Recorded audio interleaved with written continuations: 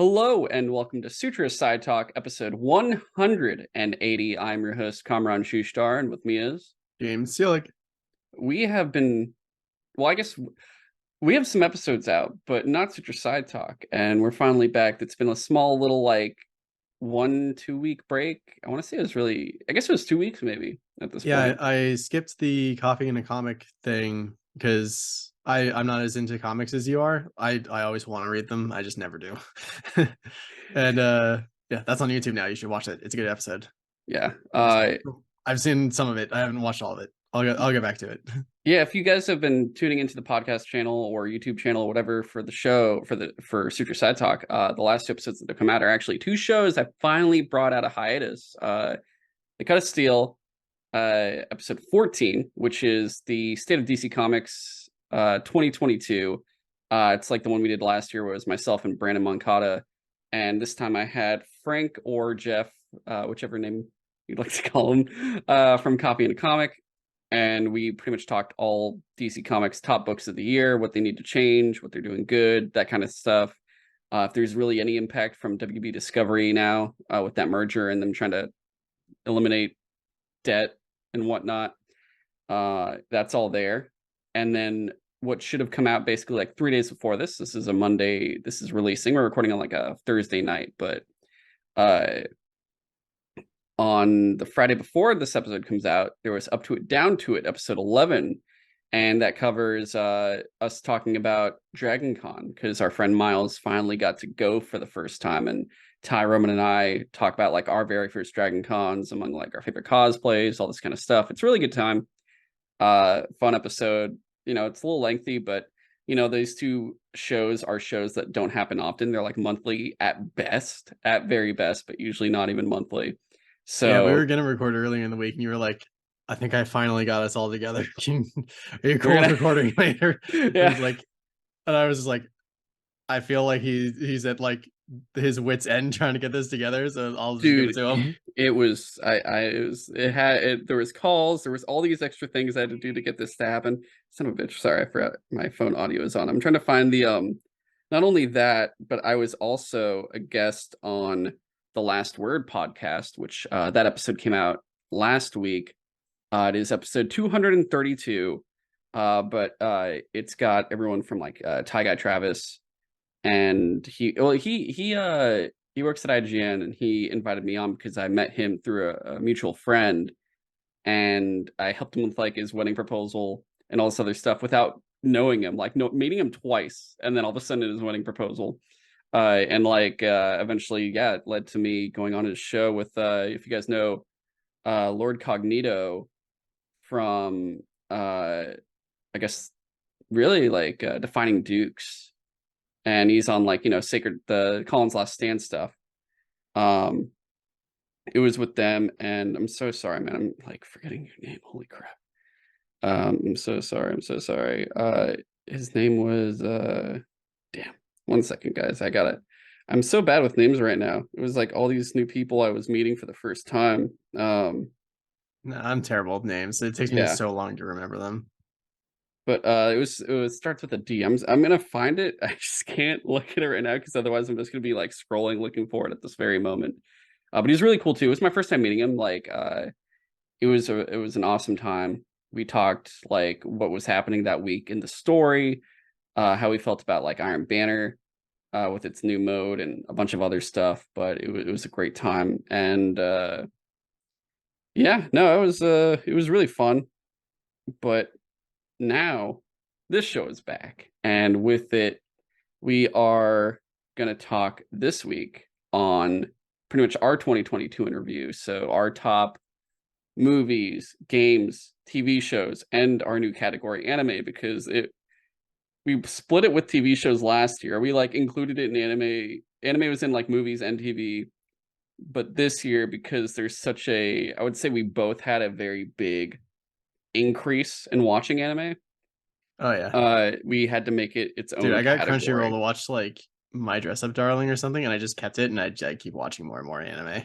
Yeah, no, it's Crunchy. Yeah, it's so, It's dangerous. it is dangerous. It is very dangerous, but it's so worth it.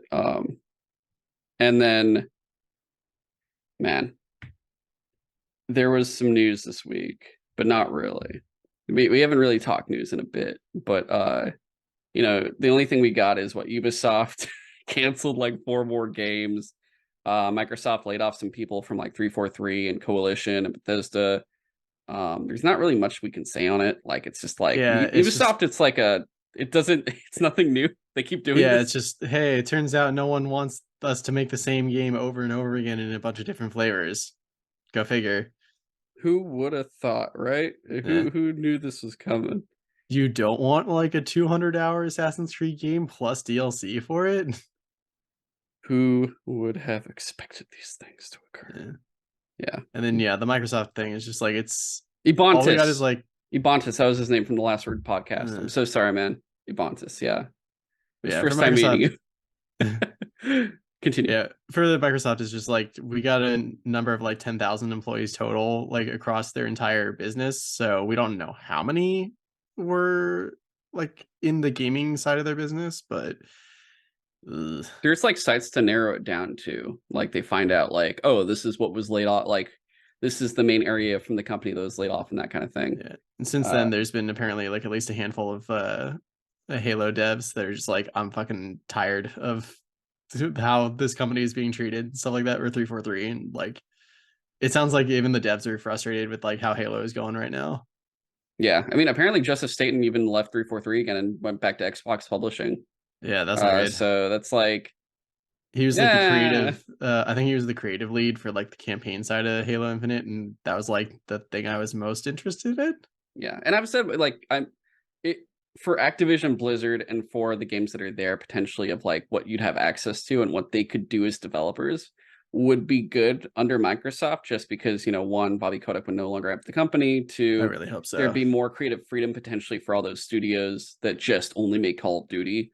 But on the other side, you look at it and you go, they just laid off like 10,000 people and they're trying to buy Yeah, this that's a company. lot of people. Are you sure you want this? You just because it's like it feels like it's like we're buying Call of Duty and Blizzard game title. Like it's that thing of like I'm not Yeah. trying to be a dick or anything, but it's like, hey, what are the big games that were coming out this year? Oh, we've been developing these for a lot of time and stuff. We're really focused on that. It's like that's like Nintendo and Sony.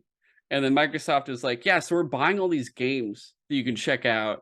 Uh you can come and buy these. We're buying these games and you can play them. And it's like, you make these? No, we just bought, like we said, oh, this looks cool, and we bought them. And then that's kind of what It's on Game happened. Pass. Yeah, it's on Game Pass now. Yeah. So you don't have to pay for it. But now you'll be paying for it every year now for a But crazy amount yeah, of money. now that you mention it, it is weird that just like for Activision Blizzard alone, they want to spend something like $69 billion, and they're Yeah. like, the times are tough though. We got to lay off like 10,000 people. Yeah. I mean, It's I guess crazy. the whole thing is like, oh, the COVID like crazy time is over of like, people wanting to stream stuff, use technology, all that kind of stuff, work from Yeah, home.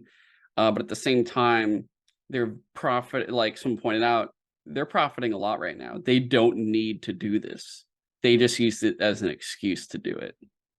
So just remember that. And I used to work for them. I no longer do. I could in the future. I don't know. I could go back at a certain point, but I'm still saying this now. And then if I did again, then I'd be like, I can't talk about this anymore. yeah. That's kind of how that works, I'm pretty sure.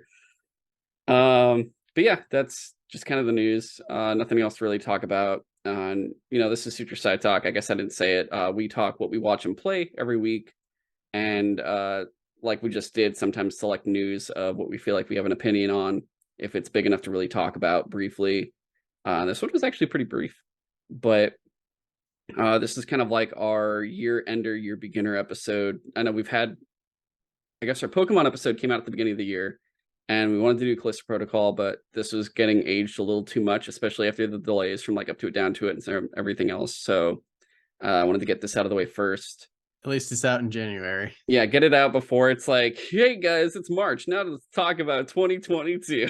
Like, Remember that time? yeah, so the sooner the better. Uh with that said, let's I guess dive right into it. We're, like I said, doing top 5 from lowest to highest, pretty much starting at 5, working our way up to 1. With each category, we're doing one category at a time. If one of us says like, this is my number 5, and it's like if it's James's number 5 and it's my number 3, I'll just talk about it at the same time as him, and you'll already know it's my number 3, but I basically won't talk about it anymore when it actually comes to number 3. Which kind of sucks when you get where you wanted to. You're like, this is my number 1. Oh, it's my number 5. I guess I'm done with my number 1 Yeah, already. But I'm pretty sure we're. I'm not going to say what they are yet, but our 1 and 2 are probably the same, just reversed. And I'm probably. you probably.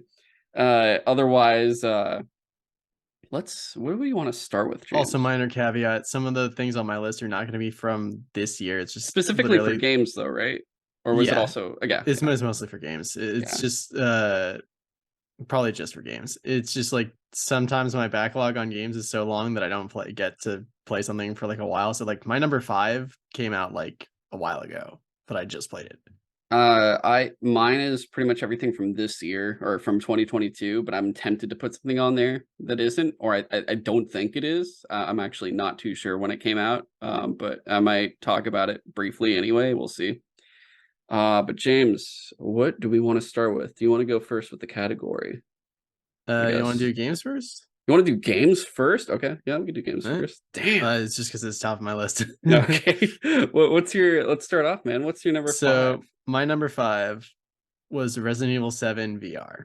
I guess Dude, technically that just was Resident Evil my 7. number 1 of this year. It was not. I don't have a Now, VR. Resident Evil 8 came out like last year. So the reason why Resident Evil 7 got on my list, besides the fact that I didn't play it until now, is like, so Resident Evil 6 and 5. I was like not super hot on 5, but I thought the story was still at least kind of interesting. But it was going a little bit too actiony and not as scary as I was hoping. Mhm, And 6 was just like they did a bunch of weird shit with that. They split it up into like 3 different campaigns, and like the Leon campaign was like kind of close to original Resident Evil, but then like I didn't even finish Chris's campaign because it was all action, and it was like I don't want to get too much into that. I just by the time I finished Resident Evil 6, I was like, I don't know if they could like salvage this series. It's gone too far. It's like it's just an action game at this point. I'm not into this. I think I'm done with Resident Evil. And then they reveal Resident Evil 7 Biohazard. And it's like again, very different. It's the first time the series has ever been first person.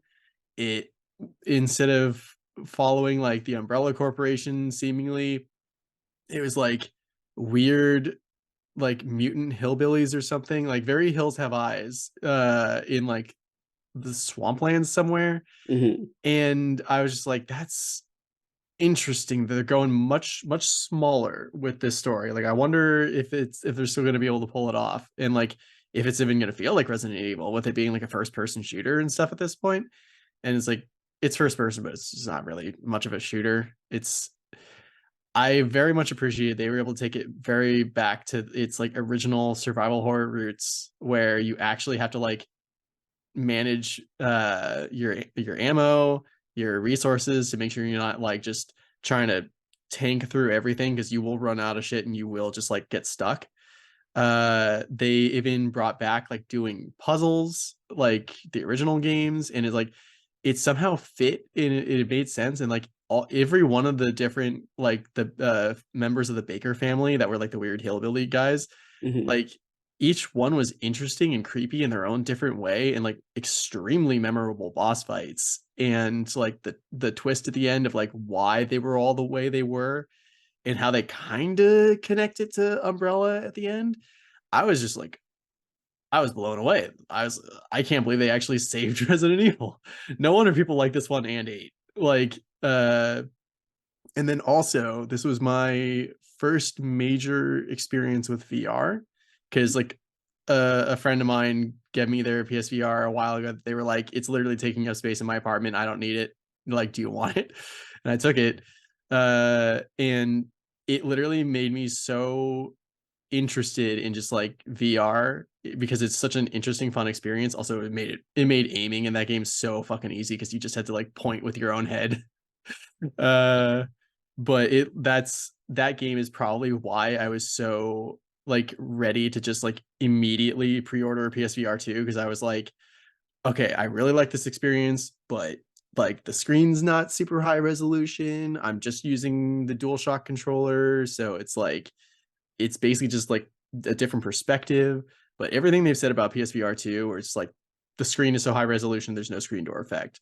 The angle of view is wider, so like it's even more immersive. Like it has its own controllers. Like literally, it checked off all the check boxes of like the things that I had gripes about that I want. It made me want to get PSVR 2. So Mhm. Resident Evil 7 sold me on not only getting back into the Resident Evil series in general, but also the VR aspect of it was so cool that I was just like, I'm sold on VR. Okay. Damn, dude. Uh, yeah, eventually I feel like I'll borrow your PSVR so I could just play Yeah. all the stuff that isn't on the PSVR too, Yeah, and that's just the get that out annoying of the thing is I'm way. gonna have to keep it for like the occasional times that I want to play something like Iron Man VR or something. Yeah, exactly. I mean, like, what? It's not like we're gonna get PSVR 2 anytime soon. Me less so than you, but I think Yeah. you'd get it first between us. Yeah. My number five was the Callisto Protocol, Really? Oh which man. I will say, is that like a, oh, I'm surprised, like it's even on I was there? not super hot on that game. I know. Okay, so the only reason it's on there is because I honestly only played like 6 or 5 games from this year. So That's fair. it's there by default. If not, I would almost say like Valheim, and I'm not putting Hunt Showdown on there again because I already put Hunt Showdown before, and there's no like viable expansion that really does anything to warrant it returning to that like top five. Um, but I'll say Callisto Protocol surely for the fact that yeah, it's just it's there, and I don't want to talk much about it, Sheely, for the fact that also we're talking about it next week. It's our Yeah. next episode. But I will say that I love the sound design for it. They at least were able to do some interesting stuff with the monster sounds there. I don't think it grabbed me. Like I don't want to get too into it, like I said, also Yeah. just because I'm gonna be like, well, Dead Space did this and it was blah blah blah versus this. But I will say like the sound was pretty good. They definitely nailed the atmosphere of that game. I'll give them Yeah, that. the atmosphere with it, the mutations. I think it has, I don't want to say promise, but it has it has potential. That's the word. It has potential for a better sequel. It's like what I Yeah. say with stuff like the Assassin's Creed movie and the Venom movie. They aren't necessarily good, but they have the potential for a much better sequel because if the people in charge see what the audience is saying, and this is one of those things where it's like, don't always listen to the audience, do what you need to. But in this case, it's like, hey, we have some just like critique on it that I honestly Yeah. think it's not like I'm not trying to throw in like, oh, I'm a fanboy about this, so I want to throw in like fanfic or whatever the fuck. I'm just saying like, hey, if you improved in these areas, I can guarantee you this will be a much better product. Not a better Yeah. fan thing, but a better product. And that's the same thing with Callisto Protocol. I will say what it has going for it is it's probably the better spiritual successor of an original of another like franchise. Like we saw Back for Blood, we saw Mighty Number Nine, and all these Oh other ones that are God. like, hey, remember that franchise? Well, here's like a spiritual successor, and we all go, holy shit, I'm so excited for this, and it comes out and it goes like, I don't know what happened. Like it was supposed to be good. What did you do? You were the chosen one. And I think besides the Castlevania one, I forget what it's called.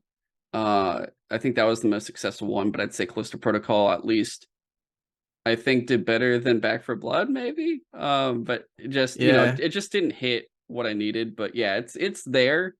Otherwise, yeah, I think like I said, if I would almost put Valheim if Valheim came out this in 2022 instead, but Yeah. it didn't. I, So I think like Callisto Protocol is pretty good.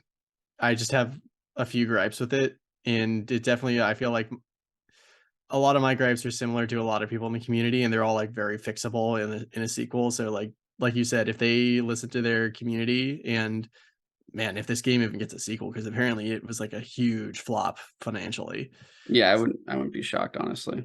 But yeah, I was like, I finished it and I was like, that was pretty good, but I could see how it could be really cool like going forward. Yeah.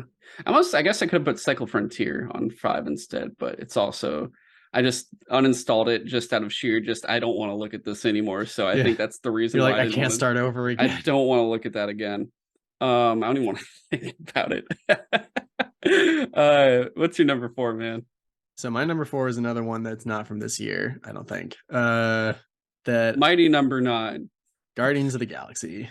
No, okay, I think that's last year. I want to say it's 2021. Yeah, So it's not it's far like back. it's more recent, but it's also like I didn't get around to it when it first came out, and I remember people saying it was like a actually surprisingly good game. And I remember when they first showed it off, I was like, man, it looks like kind of Mass Effect style combat, but like with Guardians of the Galaxy, and it's like not really. Like you are issuing commands to the rest of your squad, but it's not. It doesn't feel like Mass Effect because you're not like you are kind of stopping time while you do that. Anyway, it's just like it was a surprisingly fun game. Like the story was super fun and just like I understand now what people meant when it came out, where just like they might like this version of the Guardians better than the MCU Guardians. And I don't even think it's just because you spend more time with them overall, because like given all the Guardians movies, there's only like a handful of hours with them versus like a 30-hour game. Yeah, Dude, this Drax is so much fucking funnier because they you know how in the first movie he had that like character like quirk where he just like was just literal all the time and didn't understand like that's why he was nuance. good in the first one, and then that's Yeah, why he sucked ass in the second one. Yeah, yeah, that was him in this whole game, and he was fucking hilarious. it And went over your head. No, my reflexes are too fast. but then also like you know how there's a scene in Guardians 2 where Mantis like puts her hand on Drax and she's like can feel his pain and is just like, oh my god, he's actually like he seems very like calm, but he's actually like deeply like in emotional pain all the time. He's just hiding it Mhm. essentially. They do a much better job of that in this game because like the whole point of it is like I guess dealing with grief and basically like the soul stone is like a huge aspect of this game and like having to accept death and whatnot. And there's this like church of like the grand truth or something like that that's like the main antagonist of the game, that they're basically using the soul stone to try to like indoctrinate people into their belief system. And they're basically promising everyone like, hey, if you believe in us, if you give us your faith, because apparently they can use faith as literal energy. Oh, interesting. Yeah. It's a power of their like super machines.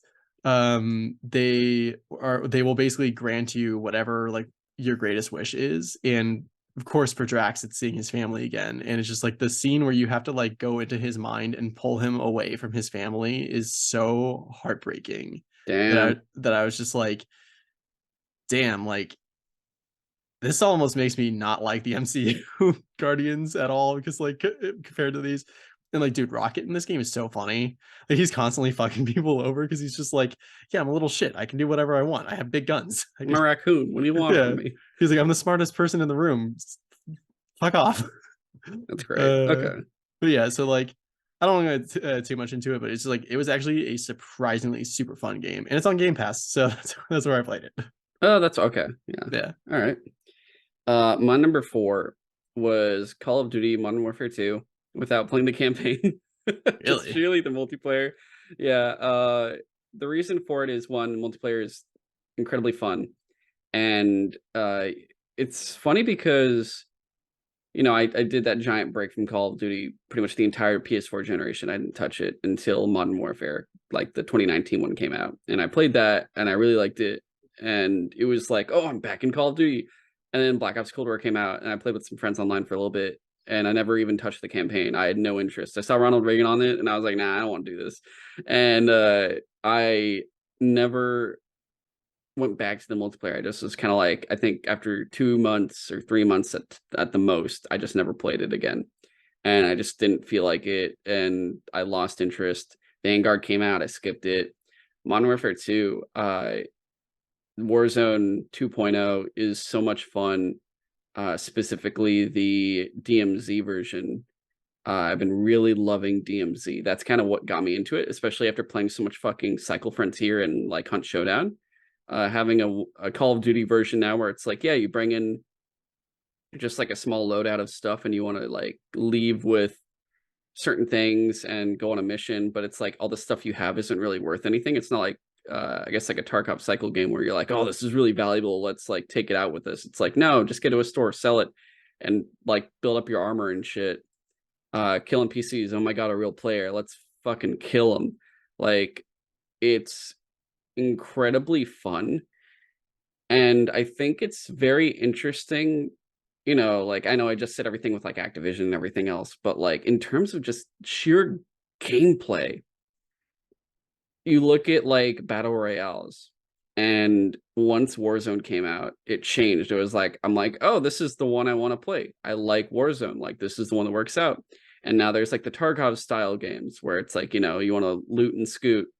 And this is now in Call of Duty 2. And they also made it so now I don't need to play any other games for that kind of thing besides Hunt, because that's just cowboy western and not even really that similar, to be honest, compared to it. It's a lot more like Cycle than Hunt for Yeah, Hunt DMZ. does not feel like any other battle royale I've played. Yeah, so I don't even like want to call it that. exactly, like Hunt feels like a weird like battle royale Tarkov combo. It's like it's like a weird baby between them, but then it's just like a weird bayou, and it's made with like CryEngine. And you're like, oh fuck, CryEngine. It's funny that the name Hunt is actually like the best name for it because it's literally just a hunting game. Yeah, and with Call of Duty, which I said I wouldn't put Hunt on here because I had it on last year, and they didn't do any expansion or anything that really warranted it being on the list again. Uh, Modern Warfare is just really fun, and I really enjoyed it. I don't think I'll buy whatever comes out next year because I just don't have as much of an interest in the franchise anymore. I think I'm more just in specifically like Modern Warfare, and I only like do like the Warzone stuff specifically as it carries over.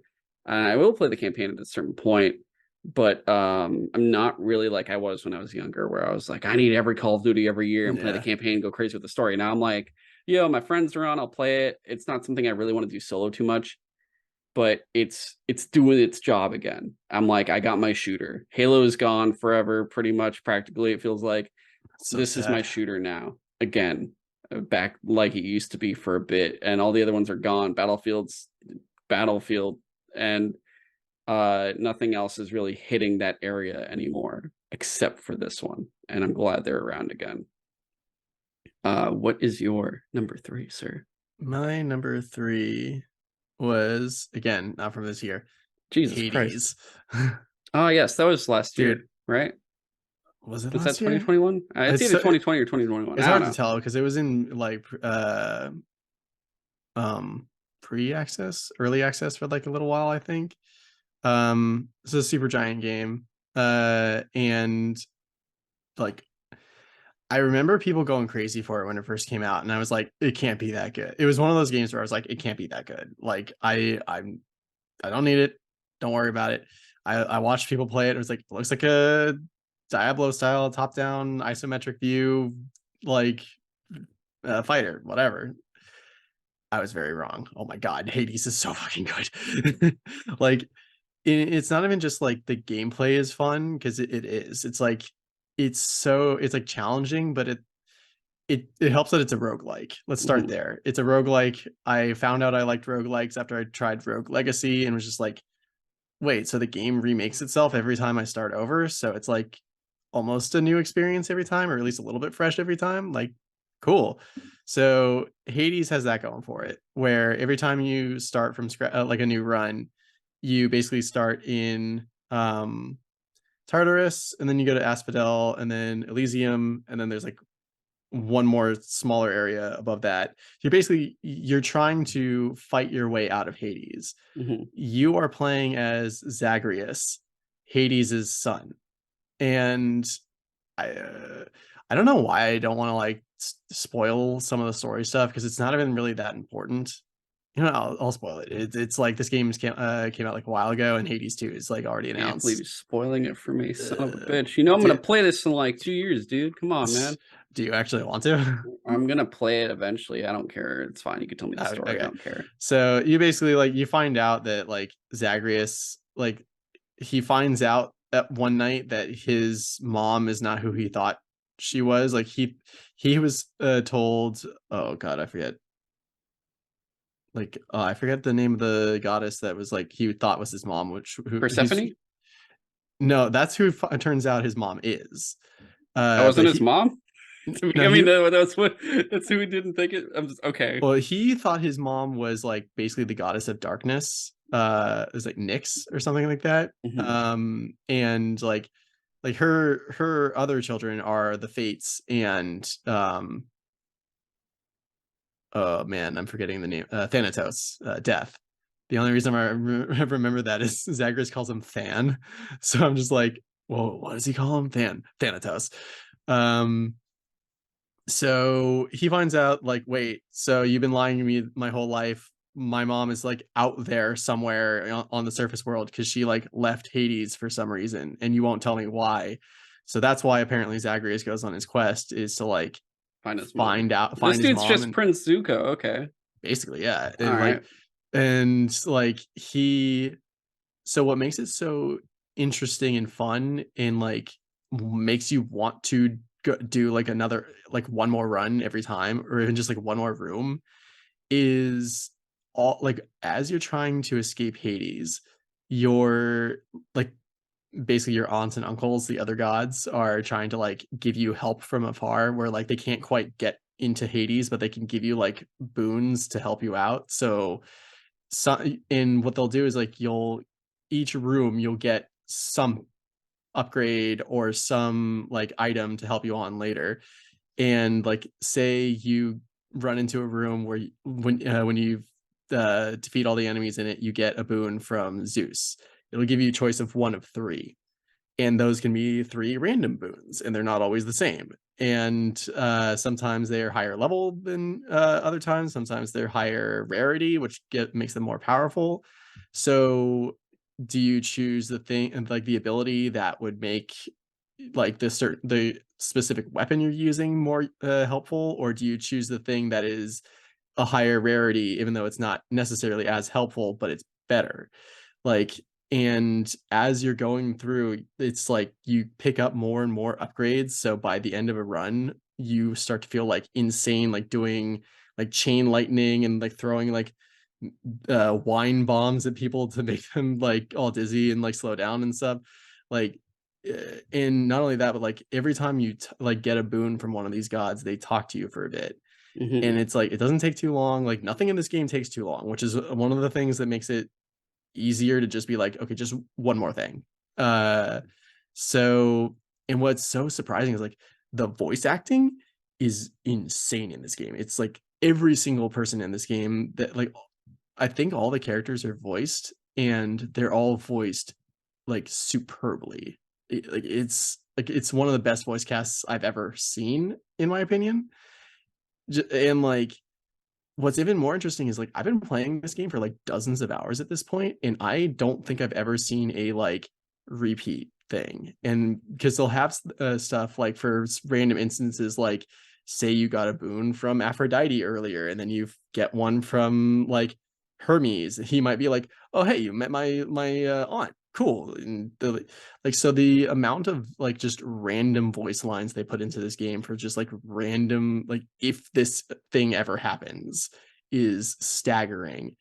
And it's just like the way they drip feed like more and more information about stuff and like there's also like like a handful of weapons that you can choose, so like you don't have to use the same equipment every time. And like they'll even every time you start a new run, they'll give you an incentive to use like one specific weapon. You don't have to, but Mhm. I gotcha. Yeah, yeah. if you do use that weapon, you get more resources like for that run. So it's just like it also really helps that each room, depending on how good you are, you can get through it in like a minute or two. So it's dude, I've had so many late nights playing this game because I'm just like, oh, just one more room, just one more room. oh shit, I've been doing that for like an hour and a half. I believe it. So Okay. yeah, not to mention there's also like a like social thing in this game, kind of Yeah, like Persona, where you're just like, I can give these people items and they'll give me little more bits of information about themselves. So it's just like, dude, I don't even know how long I'm gonna be playing this game. I could tell. So I was looking at the time like, damn, all right. Yeah, it's Okay, literally one of the best games I've played in a long time. I believe you. My number three is, and it, like I said, Hunt Showdown expansions that aren't really there, so I can't talk about it. What I can talk about that did have a big expansion because that expansion was so good. Destiny 2, The Witch Queen. That Yeah, I don't know if I wanted to put that on my list because it's like Destiny is always like a thing I play, but Witch Queen was really I feel really like good. if it's an expansion, I'll count in expansions. Like I think those are okay. I feel like if it's That's just fair. $10 DLC that's 2 hours, then maybe not. Uh So no Warmind DLC. no, not fucking Warmind deals. Not the seasons, but yeah, like you can't I wouldn't say the seasons at all. But the Witch Queen, I think, finally dethroned the Taken King as the best expansion. It also beat the other like the best Destiny 2 expansion so far, which at the time had been Forsaken. And it did everything in such a cool way. Like the story was really there. They really integrated the story into the game itself more so that you're playing and learning the story and not like having to read about it or look for something else that's like not there. Go check out a bite video to figure out the story. Like it was in the game itself. So it felt so much more, it felt a lot more ingrained with everything you were actually playing with.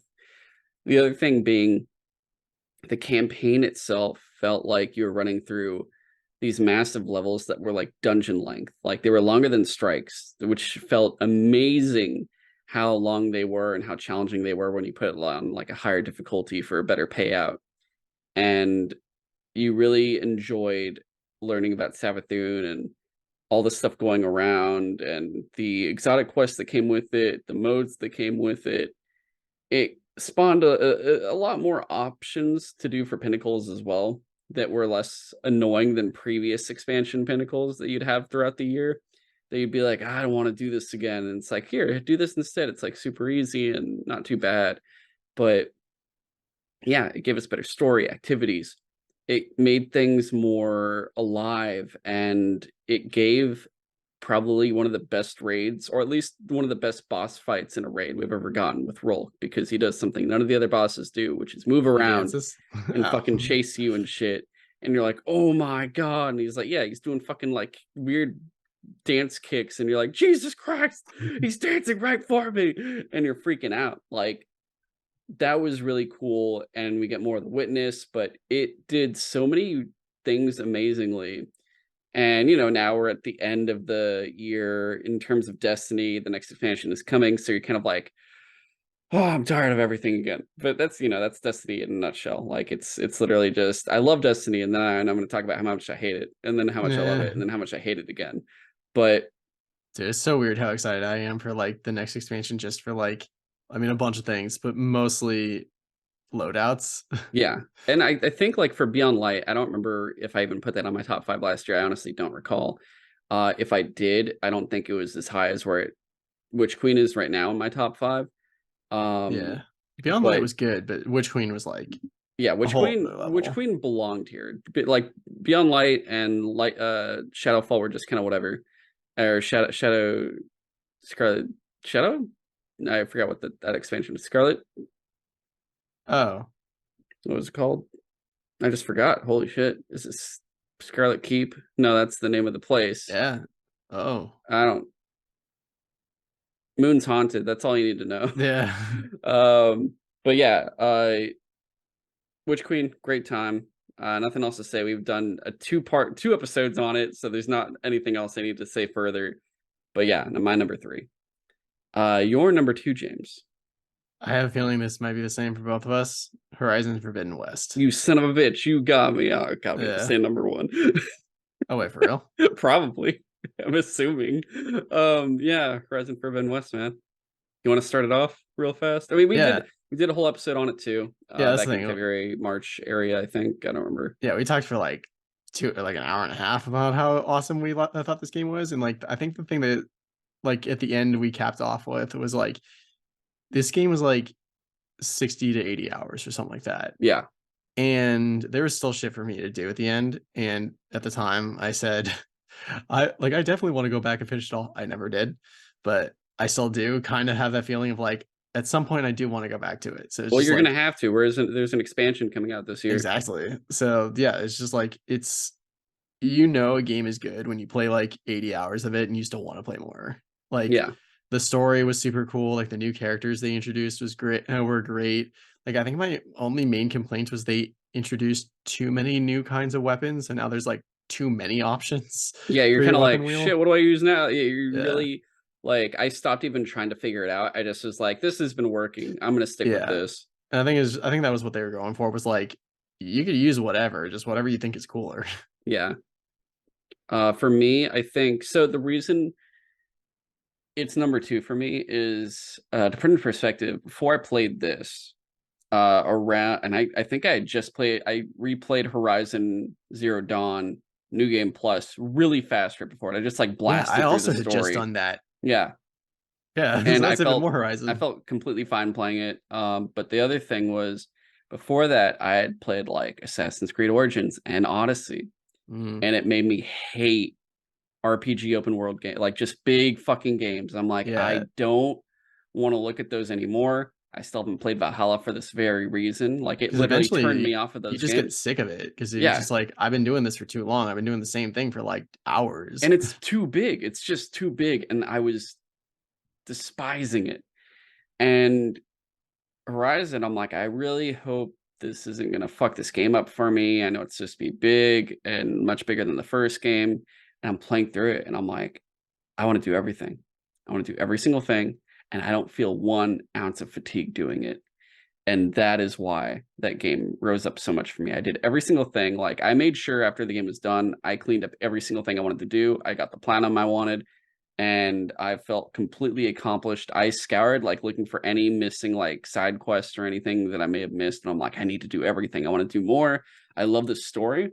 It did so well. Like it would have been my game of the year if it wasn't for the fact that something else came out. Mhm. But it just made me the reason it's so good is I wanted more after it was done. I wasn't tired of it. I was like, oh, that's it. That's all I get after fucking 60 to 80 hours. Like, that means you did a really good job. Yeah. And not to mention the combat's really good with like I love being an archer shooting at robo dinosaurs. Like that's a Yeah. dream come true of a game. Like that's fantastic. And I Like will say this is for sure my number one sound design game of the year, easily. yeah, I could see that. Yeah. Like, it's so funny to me that, like, most of the time, one of the things people complain about for games taking too long is grinding for resources, but for some reason in Horizon, it's just so fun to, like, hunt down specific machines and, like, shoot off specific parts that you know you're gonna need for them. It's just, like it's so clever, and, like, it makes you actually wanna do it, or at least, like, if you have to do it, it makes it fun. Yeah. Uh, but our number one, God of War let's. Ragnarok. Oh, I thought it was Mighty Number Nine. Shit. Okay. No, but yeah, Nah. God of War Ragnarok, which we just had an episode out. Like this is literally like 2 episodes ago. I want no 3 episodes ago. We had that episode, so you can check it out there. But Yeah. same, like I will say this really fast. Same exact stuff as Horizon Dude, it Forbidden was West. even Of harder for me where like by the time I finished God of War, I was like, yo, I literally finished every single thing.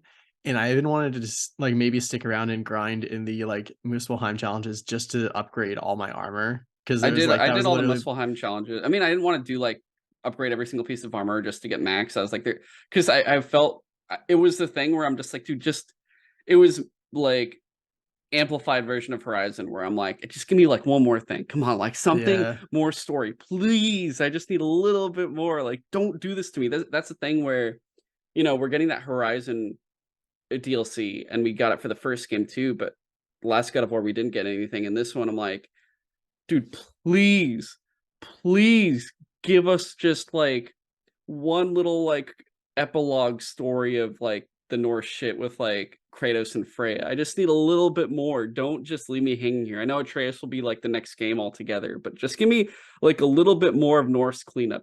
I just need it. You can't leave me like this. Like it's that fucking good. It was that fun that everything about it was so enjoyable. And I will say, you know, the Muspelheim stuff and Gnaw were and like the fucking what's his face kings, the berserker guys, like a couple Oh of them yeah. were like I wanted to throw my controller out of a window at a Yeah. certain point, and I Dude, was that just last like, Valkyrie fight, fuck. I was just like, why?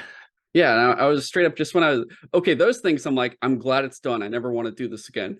But like everything else, I was like the story itself made me feel so much. And I think like this was a lot easier. I will say this, it was a lot easier to decide between God of War and Horizon versus Ghost of Tsushima and Last of Us, because Yeah. The Last of Us is like, this is phenomenal. I've cried multiple times, but I feel like shit. I feel depressed. Yeah. Whereas Ghost of Tsushima is like, it's not as insanely like well told as The Last of Us, but it's just like, dude, I'm a fucking samurai running around, but I'm also a ninja. It's fucking insane. It's really fun. Like for this one, it's like they were enough where those two, it was hard because of the complete difference of this is like depressing but amazing. This isn't as amazing, but the theme is so fucking cool. Whereas Yeah. these two are, this is so awesome. This is just a little bit more awesome. But Yeah. otherwise, they're giving you the same feelings for the most part. And also, this one made me cry too. This one did not make me cry. Yeah. Yeah. Um, yeah, I think it's official to say the 2022 Sutro Sidetalk Game of the Year goes to God of War Ragnarok. Well done. And you know, I always talk good like about PlayStation first party games a lot, but and I complain about publishing stuff for them because they make a lot of mistakes and they're hella Oh arrogant. yeah. But like they just, dude, their developers know what they're doing. These teams know what the fuck they're doing. They've been around long enough in the Sony branches, like even like cross pollinating with each other, being like, hey, we're going to do this next, we're going to do that. And to the point where, like, hey, what's the weakest game for them right now? It's like kind of like Days Gone a little bit. And it's not a bad game. It's actually a good game. It's just not as good as other ones. Like, that's how good they are. Is like their weakest game is like a 7. Yeah. It's like shit. All right. It's crazy. And yeah, God of War and Horizon stole the year. And we'll talk a little bit about what's coming up because I'll say one of their games is on my most anticipated, but we'll get there near the other part of this near the other part of this show. Next up, I guess we'll go with let's do anime, Okay. top 5 anime, and I guess I'll go first for this one. My number 5 for anime was Ranking of Kings. This show was such a kind of out of the left field show for me. So it's like, you know, it's about this guy Boji.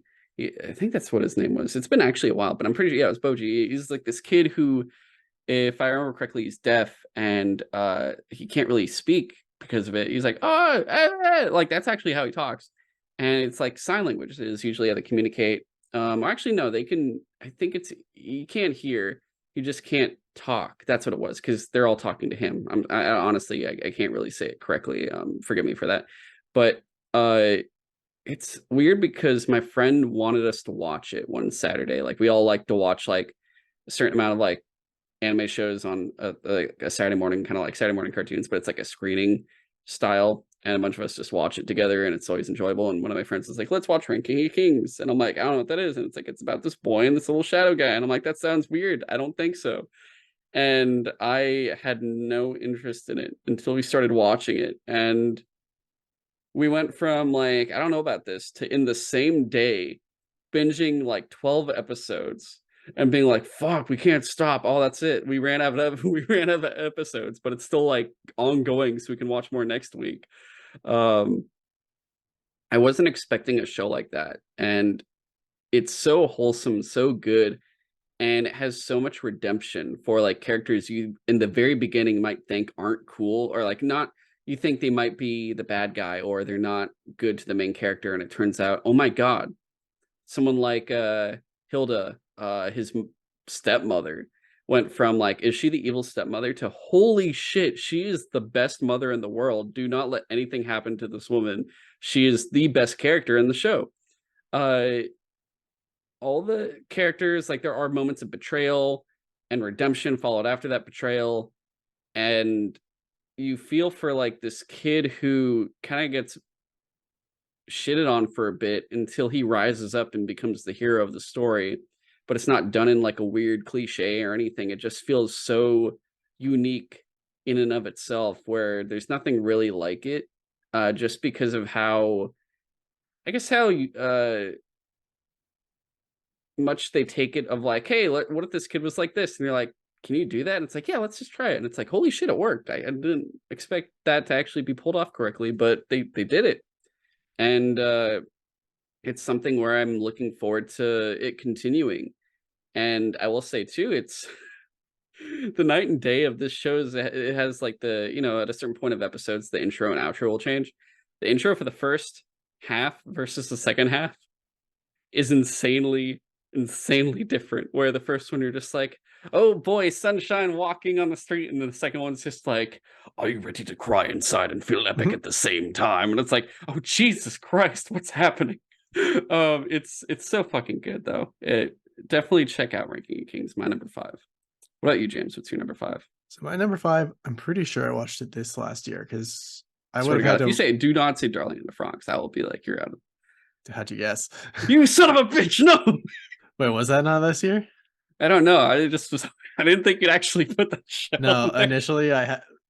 You're gonna laugh. Initially, I had Godzilla Singular Point, and I just looked it up, and I was like, "No, that was 2021, you That was dumbass." 2021. Yeah. Yeah. Okay. So, Darling in the Franxx. Damn you. I talked about it a while ago, Damn you to hell.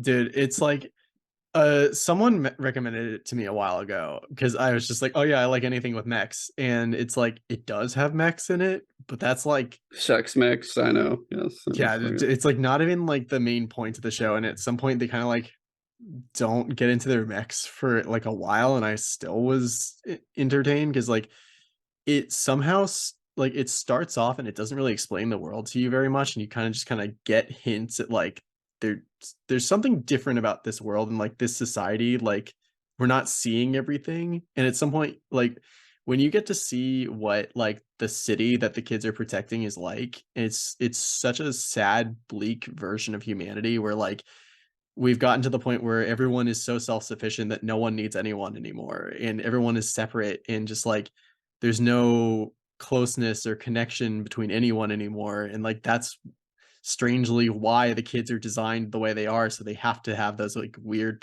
like very erotic positions, if you want to Yeah. call it No, that, you don't have to hear in it the again. mech. It's fine. No, I'm So good. it's like We heard it it's once. so like it starts off looking as like a generic silly like, oh, it's a mech anime and it's super like sexualized because of course anime is. And then you find out like there's a point to all that, and it's just like The it. creator's a perv. And like like by the end of the show I was like, yo, was this maybe one of the best romances I've ever fucking seen, and made me feel like sad and depressed about the potential like like direction of humanity. Like I was not expecting such like an existential like mind like I don't know what to call it, just like mind fuck, I guess, of just Mhm. like that was not what I was expecting when I went into this anime, but holy shit, did I get out way more out of it than I ever expected. Okay. My number 3, or no, no, number 3, number 4. People might get annoyed that this isn't even higher, but Mob Psycho. It's had its final season. We actually haven't Yo, talked that is about my it number yet. 4. Oh shit, perfect. I didn't finish the last season though. I'll Okay. say that. I won't But say anything, but yeah. yeah, it's on our list of stuff to talk about right now. There's like, honestly, like I think for me at least, there's like 4 or 5 animes to talk about on like some future episodes very soon, along with like some dedicated to like Gundam and One Piece that aren't even the ones that I'm even talking about. Besides that, actually, there's a Gundam, but it's a different Gundam completely. Uh, Mob Psycho does such a good job of taking something that could be insanely epic in terms of like crazy Super Saiyan fights and turning it into just comedy and heartfelt, just like sincerity, and just downplaying it, going like, I'm gonna power up my feelings. And then you're like, oh yeah, Yeah. just hug it out. It's okay. Yeah. They do such a good job of making you care about this kid who is the most powerful kid pretty much on the planet, but you don't care about his powers really too much. It's like you care more about his life than his powers, which Well, that's shows what's so how amazing funny. this show is. That's what's so funny about him is that, like, he is basically, like, the most powerful Esper ever, maybe, and he just wants to be a normal kid. So Yeah. like, it's interesting they set up in the first season that he intentionally, like, the reason why he's so muted all the time, like, emotionally, is because, like, he hurt his younger brother, or is his brother younger than him? Yes. Yeah. Yeah. He, like, hurt his younger brother when he was a kid, when he lost control, and he, like, ever since then was like, "I need to control myself or the people around me get hurt." And so he took that as, like, literally he has to control every aspect of himself, including his emotions. So that's why now, when you push him a little bit too far in one way or another, and one emotion bubbles over, he goes psycho. And, like, dude, like, there are some fights in this series that are just, like, so insanely animated that I'm just like, "Oh, I can't believe what I'm seeing." It's insane.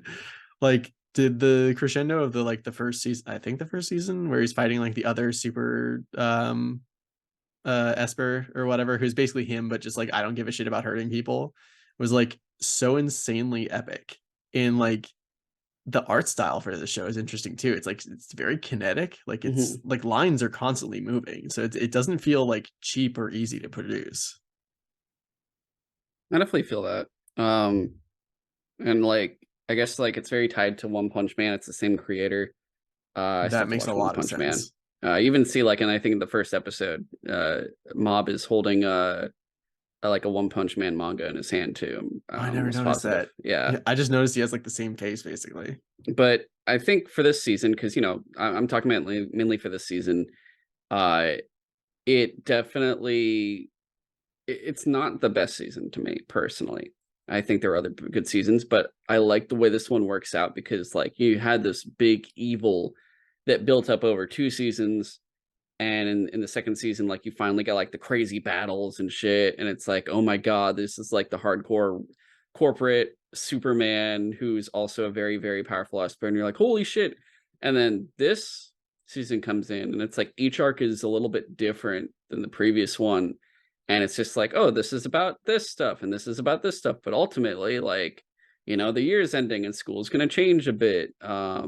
And it does a good job of kind of helping that person move forward with what's going to happen next in their lives, or like what happens just next year, and what type of person they want to be next.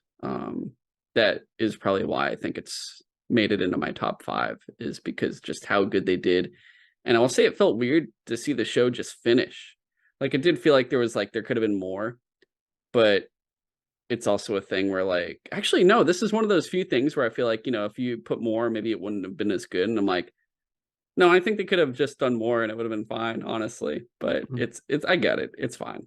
Sometimes you just gotta quit before you die the hero, you live long enough to see yourself become the villain. We've seen many, Yeah. many, many a time. Supernatural. Um, God. But yeah, that's I guess our collective number four. My number three then. I never would have told you this would be on my list before, but here it is. My dress up darling. That was my number one. I really, really liked that show. It was an amazing show. So I'll tell you this right now, guys. Like I am still very like I always tell people I'm still very new into anime. People will ask me, "Oh, you watch Dragon Ball?" I'll be like, "Yeah, I watched like those random like 5 episodes of Dragon Ball Z when I was a kid when they were on, and then I forgot and then never watched it again." Did that fight ever finish? I don't know. It lasted like 10 episodes. I only saw like 6 of them though. Uh, I never watched that really. I never watched like Yu Yu Hakusho. I never watched Bleach, or now like My Hero Academia. Everyone says I gotta watch that and all this other shit. Yeah, So I I'm gotta like, get back on that. I haven't watched it in a while. I'm very much still getting into anime, but now I'm like at least like there's a lot of older ones that have like their stories completed that I got to check out. Right now I'm still going through One Piece. I have like less than 100 episodes left now. I'm killing it in there. But I've been at least enjoying these ongoing newer shows just because it's easy. They're just starting and whatnot. But I'm told like, hey, you should watch My Dress Up Darling. And I'm like, why would I want to do that? What is it? And it's like the title sounds a little weird. It's like, oh, it's about cosplayers and stuff, and it's a little like not too perverted because it really gets just like you don't really think about it. I mean, you think about it, but it's like it feels real, and I'm like, what does that mean? Because I'm like, what's a they're like it's a slice of life, and I'm like, I don't know what that is really, and like it's like a normal world, normal everything. It's just like kind of like a romance almost, and it's just people enjoying stuff in just the regular world, and I'm like, Yeah, slice of life is essentially a genre that's just like just following around someone on their daily life. That's it. yeah, and It's I'm like, usually just like kind of calming and like the not too high stakes or anything. and you know, I'm used to I'm not into like the crazy. I've still been oh Naruto. That's another one I've never seen either. So I don't like know any of this shit. And I like my thing was like, oh, I grew up with like Inuyasha and Full Metal Alchemist, like this, the only two, and like Cowboy Bebop. That's all I know, maybe, and like Fully Cooley. That's all. And now I've been expanding so much more, Gundam and everything, JoJo, all that stuff. Mob Psycho, like you've been hearing me talk about it all these different episodes. But My Dress Up Darling, holy shit! I watch it and I'm like, this is really good, and I feel like completely calm. And it does such a good job of being like, "Hey, there's gonna be perverted stuff, but we're gonna make it feel very natural and normal because It's well, somehow to an still like extent. wholesome and sweet, even with the like sexy stuff. It feels incredibly wholesome, incredibly sweet because from what people tell me, like, I've just started kinda watching a couple other slices of life, shows, like, the only ones I've seen is, like, Komi Can't Communicate, which almost made it onto this top 5. It's just this year's been crazy.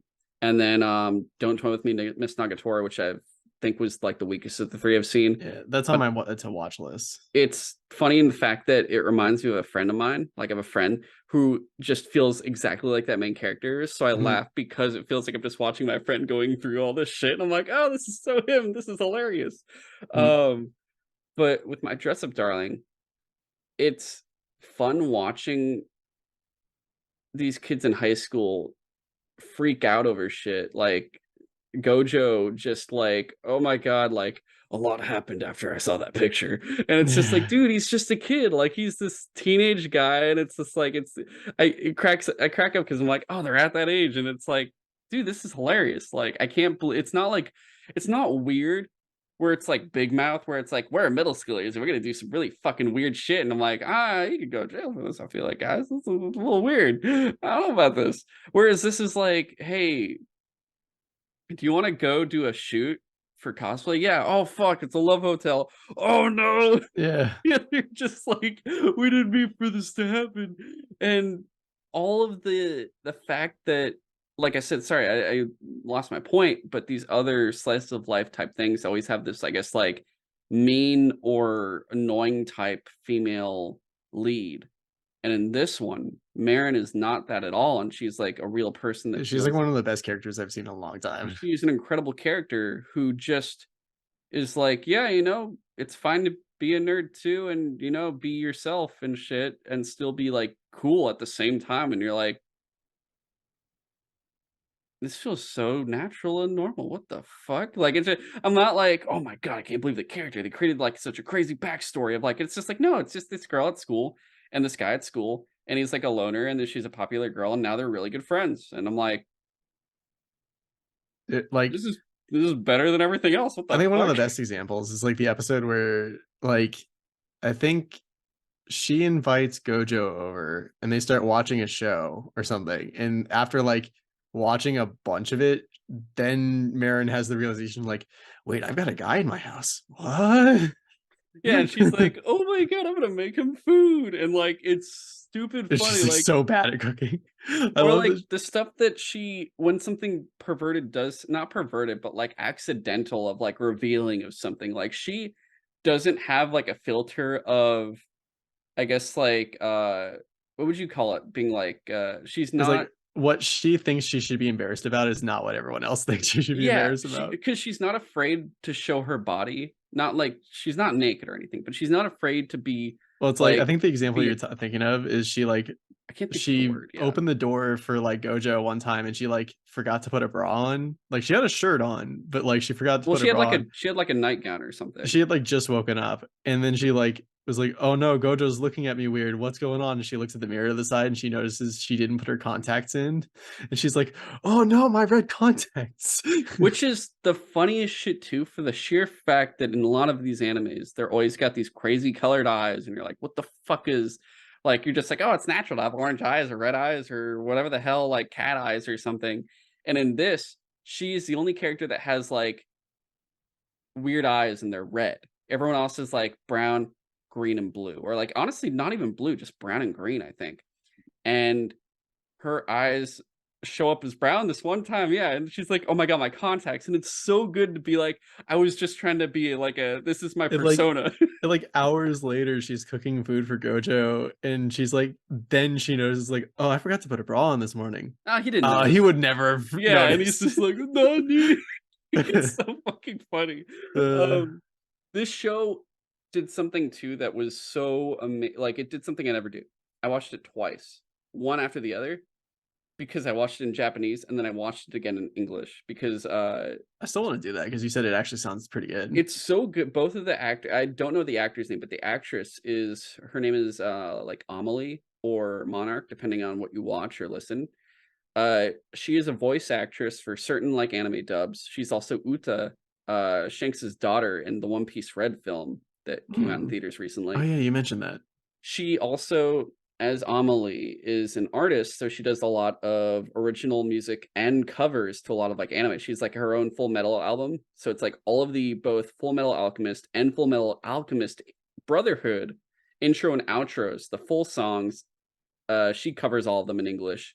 They're really fucking good, and now she's doing, like, all the Uta covers from, One Piece Red because 'cause they're all in, like, Japanese by, I think Ado, and dude, she is really good at like, her singing is amazing, and then, she's a VTuber named Monarch who it's like, the weird little, virtual persona or whatever, but dude, she is the funniest, like, streamer.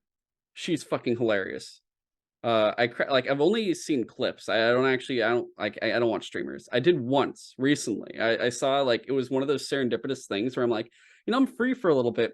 Oh, my stream's starting, and I'm like, oh, let me check this out. And I had more fun watching her and these, like, three people she was gonna play with have technical difficulties than them actually playing the game. I'm like, you know what? You guys don't even have to play. This is fucking hilarious. I'm dying here right now. Like, this is hilarious how funny these people are.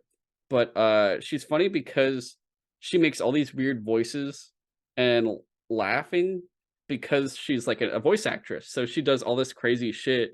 She even can do Donnie Thornberry from Wild Thornberries, the wild boy. His laugh, his like she did it fucking spot on. And I'm like, holy shit, this is amazing. Like, but yeah, my dress up darling. Like, it's so good. It basically introduced a new genre to me, which I always feel like there's like a landmark game or something like Oblivion. Oblivion introduced RPGs to me, so it has a very powerful like impact for me. And My Dress Up Darling did it. And I think the only bad part about it was the sheer fact of someone tells me like, "Hey, just a heads up though, now that you've seen this and you know about that genre, this is the best there is now. So you've kinda seen the best thing already. Mm. So nothing's gonna be as good." And I'm watching these other things, and I'm like, "Fuck, he's right." Like, Yeah, that's the thing. I'm not usually that into slice of life, so it's, like, impressive that, My Dress Up Darling even was, like, on my list of top 5, let alone, like, actually a thing I liked. I almost put it at 2, but the only reason I didn't is because the other show that got my 2 was one that literally made me hate every single week because I had to wait a week for it to come out, and it's the first time in a very long time since, like, maybe even Game of Thrones or even before that, that I hated having to wait a week because it was actually fucking torture. But, I guess, James, what was your number 3? Because that was your number 1. Yeah, my number 3 was Spy X Family. You Or son of a bitch, that's my number 1. interesting. How did we Okay. switch 1 and 3? Does that mean we have the same 2? I don't really shit. Guess we'll find Maybe. out, we'll find out. Yeah, like, my so Spy Family is also, like, kind of a slice of life, but, like, there's kind of more of a point to it because I guess it's not as It's not a site because it's like it's Cold War, it's like espionage show. yeah, Yeah, slice of life would be yeah. like if it's a normal everyday whatever, yeah. Yeah, you're right. I think I was just, like, thinking because it's, like, a lot of it is just, like, Anya's daily life and stuff like that, but It's its own genre surely for the fact that it is just the best thing ever. dude, it's so funny, like, I remember seeing, like, clips of it and, like, people posting, like, pictures of, like, the characters and stuff before it came out or, like, as it was first coming out, and I was like, "I don't get it. It's like a Spy Family, whatever." Because like, I made just, like, a snap conclusion that, like, "Oh, it's just a family of spies." It's like, nope, I was very wrong. The fact that it's, like, the daughter is a telepath, and she can read minds, Yep, and no one else knows that but her. yep. And maybe the dog.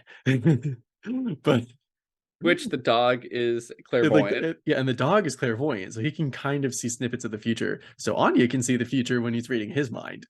Uh, dude, like, the episode where she's like, "Anya has to save the world." Like, and "Come then, on, like dog." "Oh, shit, we ran in circles." Yeah, no. oh And my then god. Yor's an assassin And then and the Lloyd is Yor a is, like, the spy. world's greatest assassin and, like, super strong. And Stupid strong, Lloyd like, is insanely strong. yeah, and, like, Lloyd is the, like, world's greatest spy, and none of them know each other's secrets, and they're all trying to keep each other's secrets away from each other, and it's so fucking funny. Like, the situations, like oh, like, one of the funniest things was when Anya was, like, trying to, like, stop someone at the museum in the first half of the season or whatever, and she just was like, like, "Mom, I'm being kidnapped." And Yor just, like, runs and, like, kicks the dude into the ceiling. Wow. Yeah, it's so It's fucking this funny. fucking aquarium.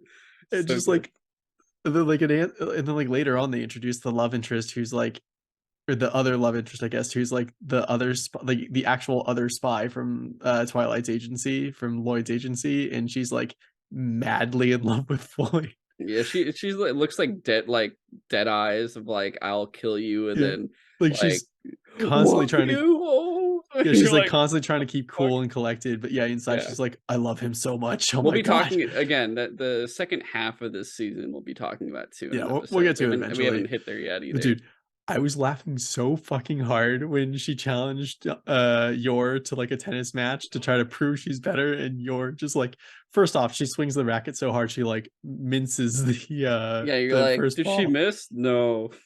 No, she just hit it so hard, she just, like, sliced it into bits, and the second hit is, like, a fucking meteor, and, like, I forget It what, breaks Fiona's racket. it like and she's like she tries so hard, like Fiona trains later, and, like, the fucking animals are like, yeah, she's, like, training in the mountains. they're Oh just my god. afraid.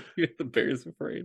Like, and still, like, it just I would basically end up going into, like, a description of every single episode because each episode is so fucking funny and, like, Yeah, no, let it me yeah. it is great. I love all the It's characters. it's my number 1 surely for the fact that I've never, like My Dress Up Darling, honest it's so close, but, like, Oh, also it the soundtrack the opening and closing sound songs or it's theme probably songs the for the show is amazing.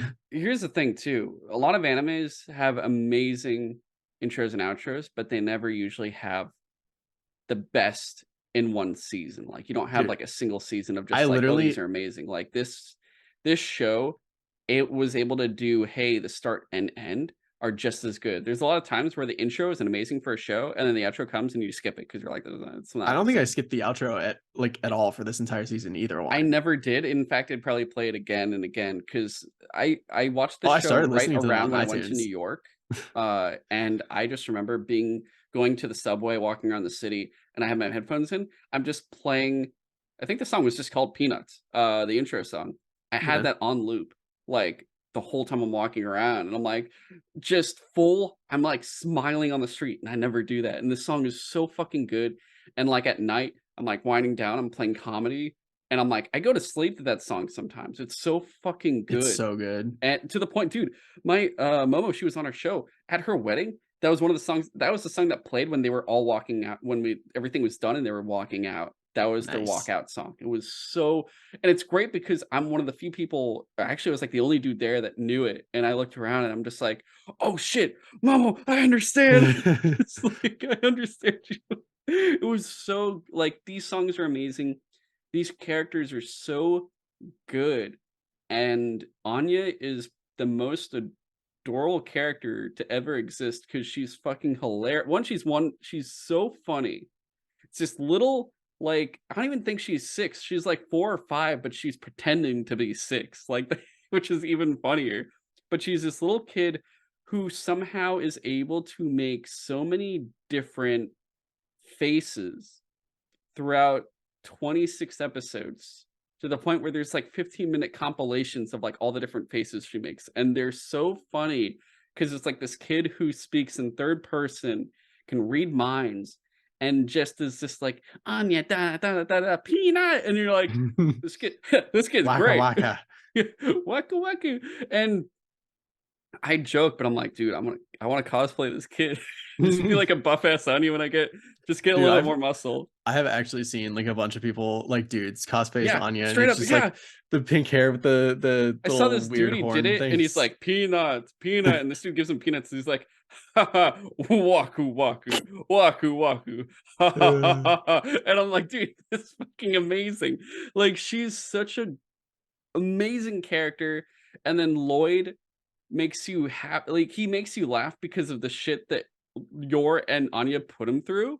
oh my And god, then yeah. you feel for him too at the same time going through all of it because he's like, I'm on a mission. I want to make sure children don't have to cry anymore about events like that could happen to Yeah, them there's before. hints to like like he had like a tragic childhood, Yeah. and I'm He's like very a war interested to learn orphan about that. potentially. Yeah. And like yours just this woman who, yeah, is an assassin who can basically kill anybody in a heartbeat.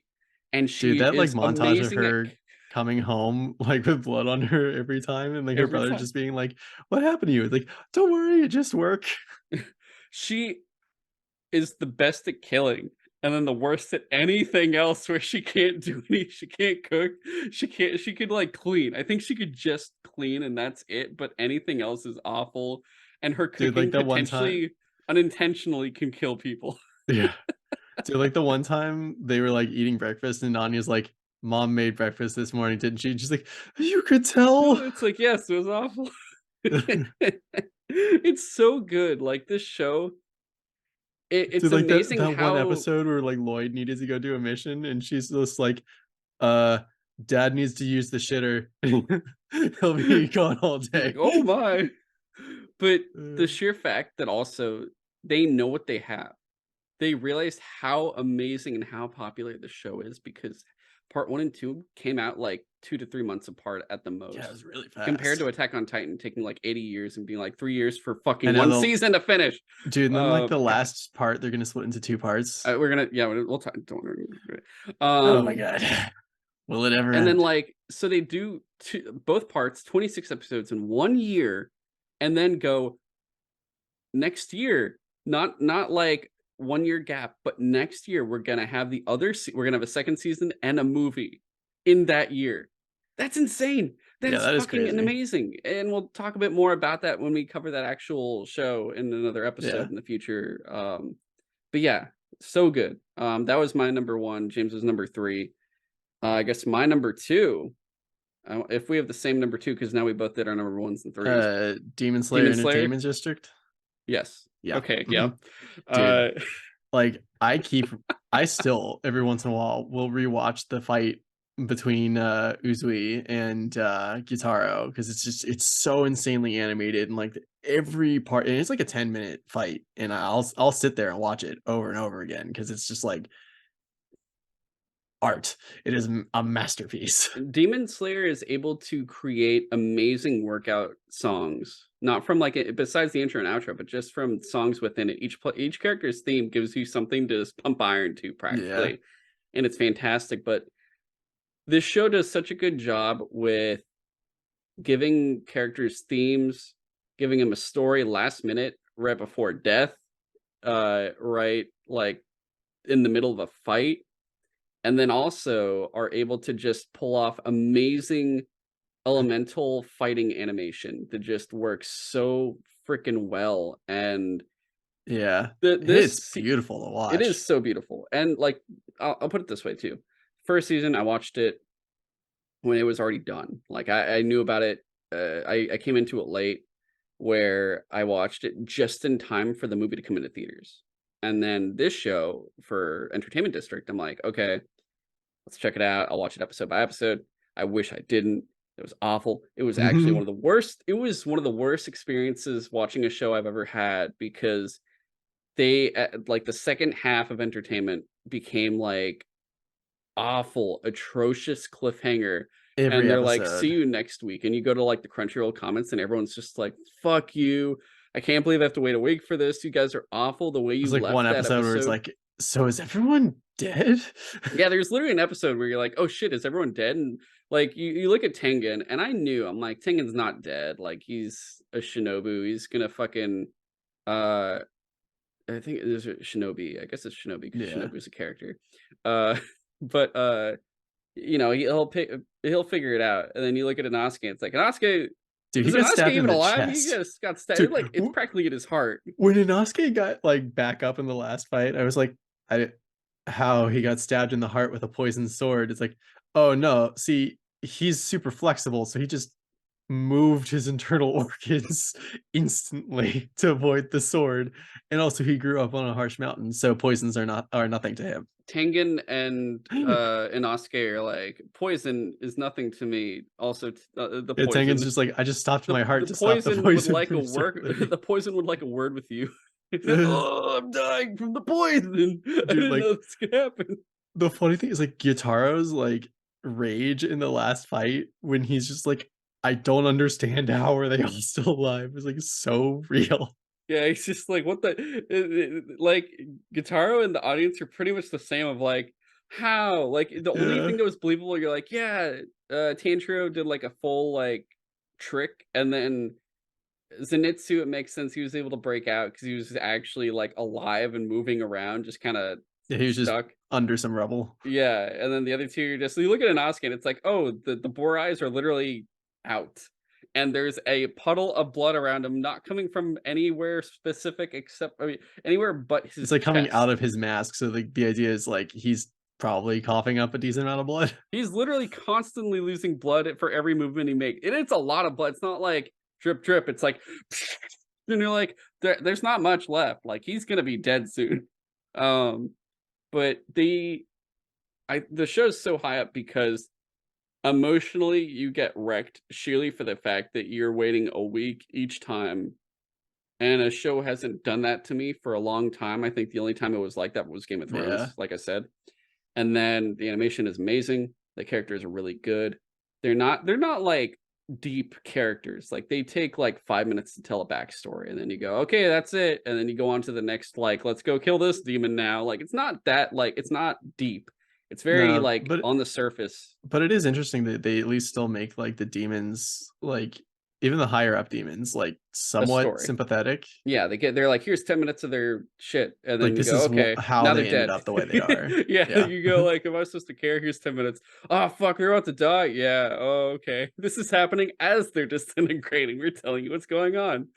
But it done such a good job, like with My Dress Up Darling too, where I think these two shows are the two shows where I'm like, so what's next? When's the next thing? Come on, tell me when the next thing is. Yeah. I need to know. I need to know the next thing. Like I'm gonna pull at your shirt, be like, hey, Mister, are we there yet? Are we there yet? Like, what's I'm going so on? excited for the Sword Making Village arc. Yeah, I'll say right now, I'm going to LA in February. They're doing the Demon Slayer World Tour, and they are doing a thing where they're going to play the last two episodes of Entertainment District and then the first episode Ooh. of Swordsmith, which is going to be an hour. But when they say an hour, they said the first episode of Entertainment was going to be an hour, and that was 45 minutes because of the commercial breaks, I assume, in Mm, Japan. So it'll probably be 45 minutes again. Nice try, you sons of bitches. nah. Fucking doing this shit again. But basically, they're doing that in certain specific countries, like Berlin and Paris, like cities and countries like Berlin, Paris, LA, Tokyo. but LA specifically will have a live performance by Aime, or, if you look at the spelling of her name, it sounds like Aimer, who did the intro and outro of our entertainment district. So James, those intro and outro, she's going to be there performing those. Neat. It's gonna be at the Orpheum Theater, and I bought. Remember Andreas, who was on our Mhm. Destiny episode and Demon Slayer Yeah. episode? We're going. It's gonna be Nice. insane. That It sounds was, super fun. yeah. I'm so freaking pumped for it. But I'll let y'all know how that is without spoiling it, because I don't want to spoil that for you, of course. But yeah, Demon Slayer, and I think that's all the anime stuff. Let's move on, because also it's already an hour and a half practically. Holy shit.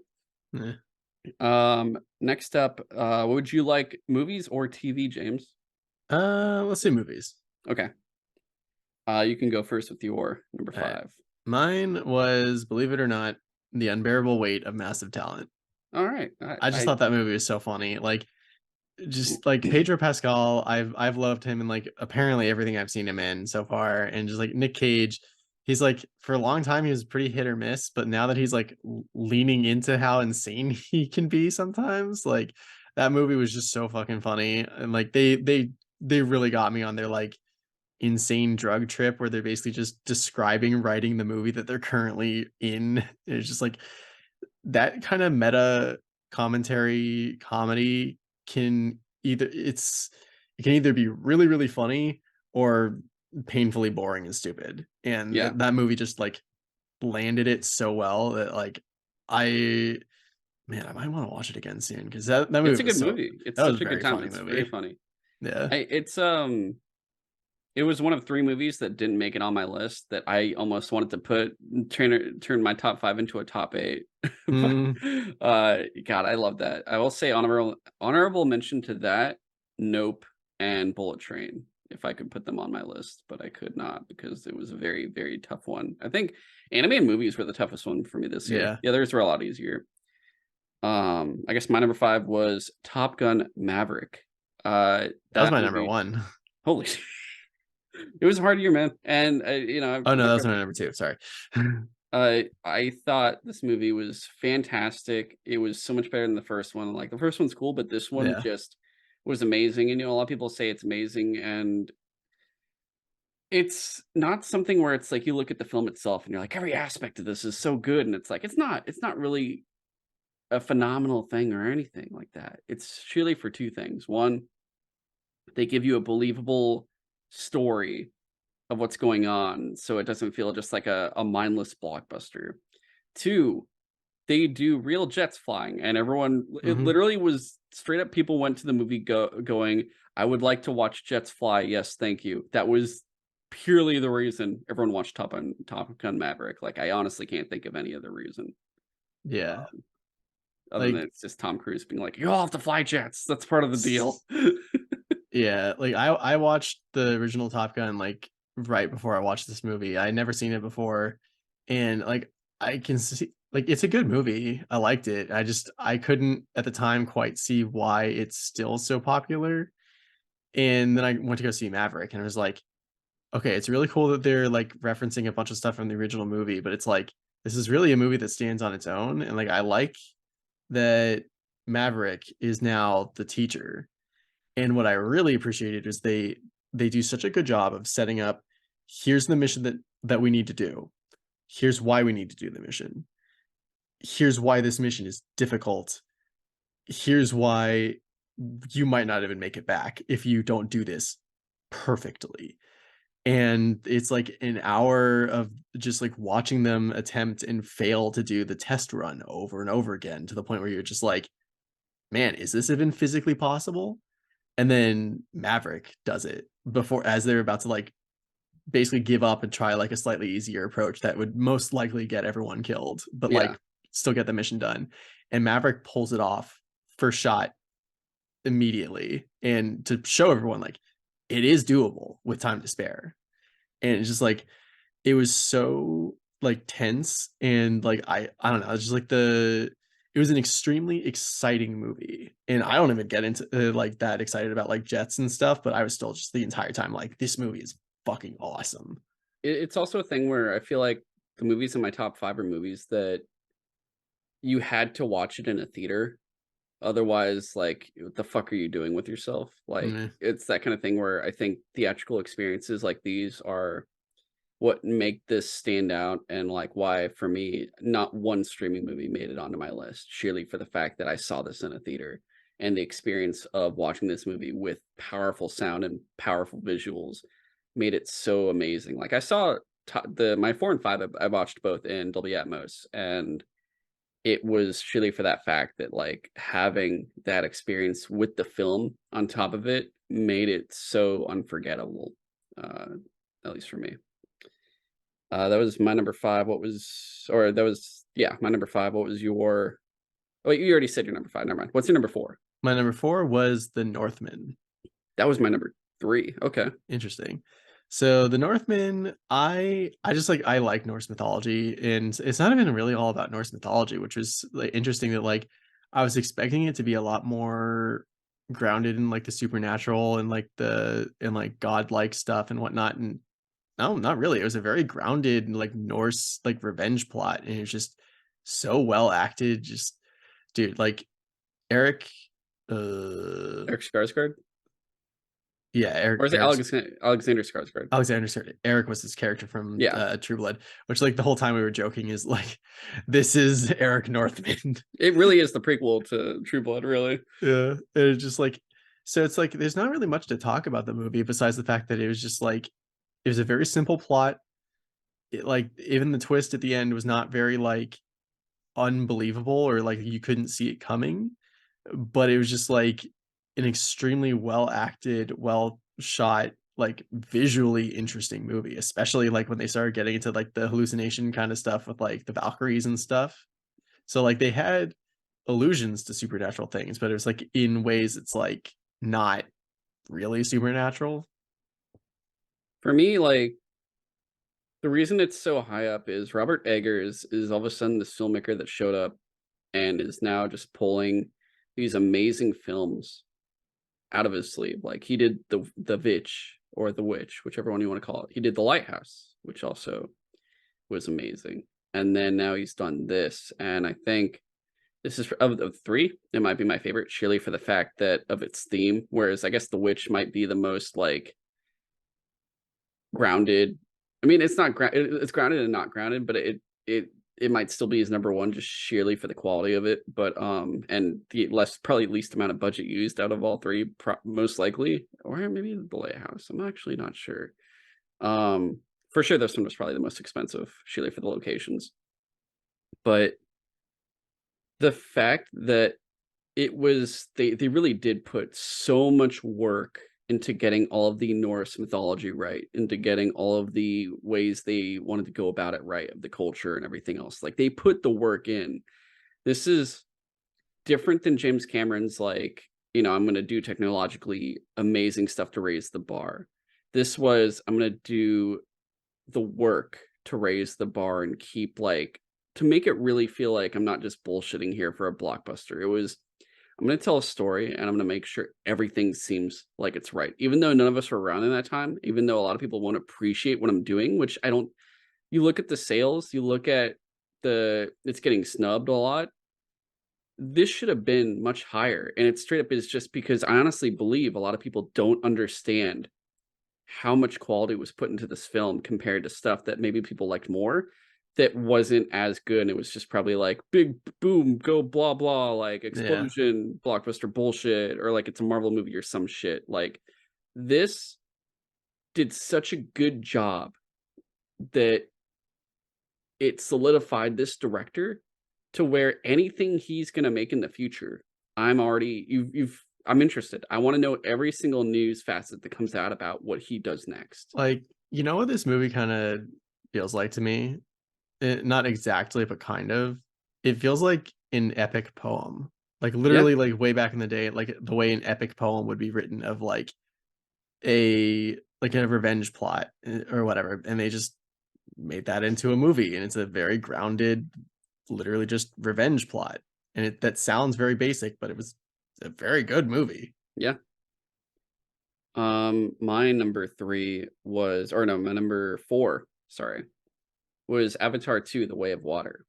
And This was like I just said, James Cameron put in the technical work to really make this happen. He did everything from deep sea exploration to underwater filmmaking to really make this film come alive. He was like, "I'm not gonna do some bullshit like, uh, just act like you're underwater and we'll green screen the rest of it," which, they had to do all these visual effects, but they didn't do, like, just kinda like, "Oh, this is like a fake city, of Wakanda or something." This is like, "Yo, this is like some real fucking underwater village," or not underwater village, but They taught coastal their village. actors how to deep dive. They deep dive for a movie, like, that's crazy. It was superb. Everything about this movie, I loved. The story was the weakest part. Was it bad? Hell no. The first movie, it made me like it was, like, okay in terms of it was just like, yeah, this feels like, Dances with Smurfs. It's just it felt generic. This one did not. It felt like they put a lot more effort into writing it.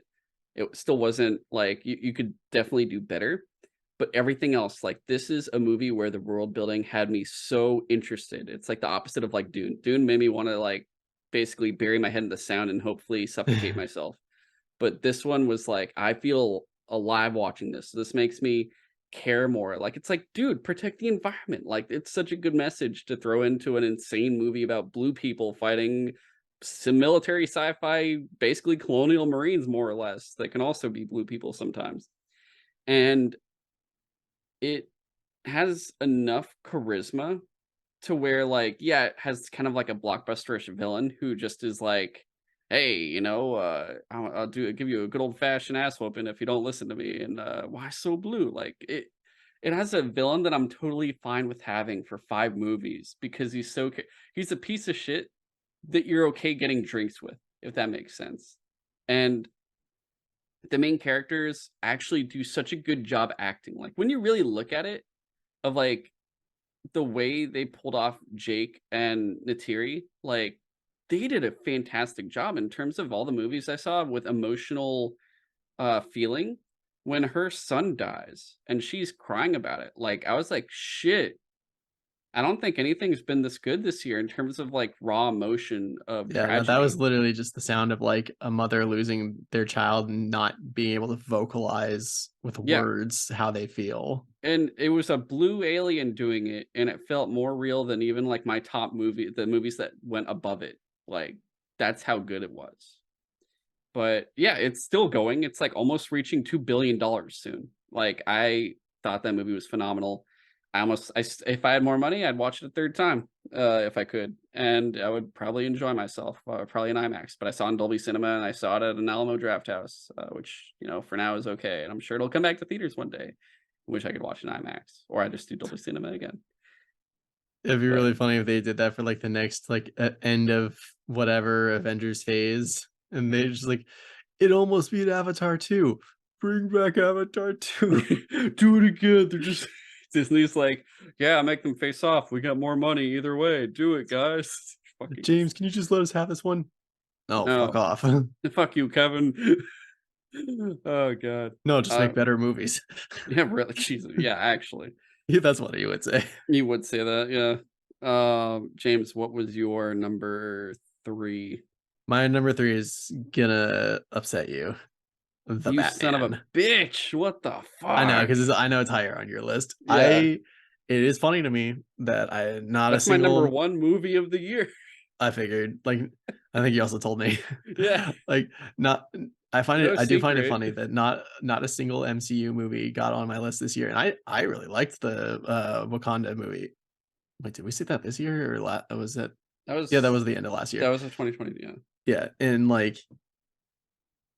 Doctor Strange was, like, okay, but anyway, but the Batman, though, it was like, I don't know, I wouldn't go as far as you to say it's, like, the greatest comic book movie of all time, but, like, it was a damn good movie. Like, my Greatest only comic book movie of frustration all is that, time. like, it was unconnected to the other DCEU stuff, which I guess that's probably for the better, but now they're also saying that this is still gonna be separate from James Gunn's new universe, so Yeah, that good. frustrates It me. just no, it's good. Just leave it. Let it No, do its thing. I want them to keep this Batman because, No, but, they as long as they it's keep making more of different. it, 'cause, like but yeah, like, this movie was, like, super fucking cool and just, like, my only complaint plot-wise is, like, I don't really buy that Bruce would not notice such a major clue as, like, the misspelling of Alrata Alata or whatever. Like, I feel like he would have caught that, but it is also still, like, really early in his career, so, Second like, year. It's only his second maybe year.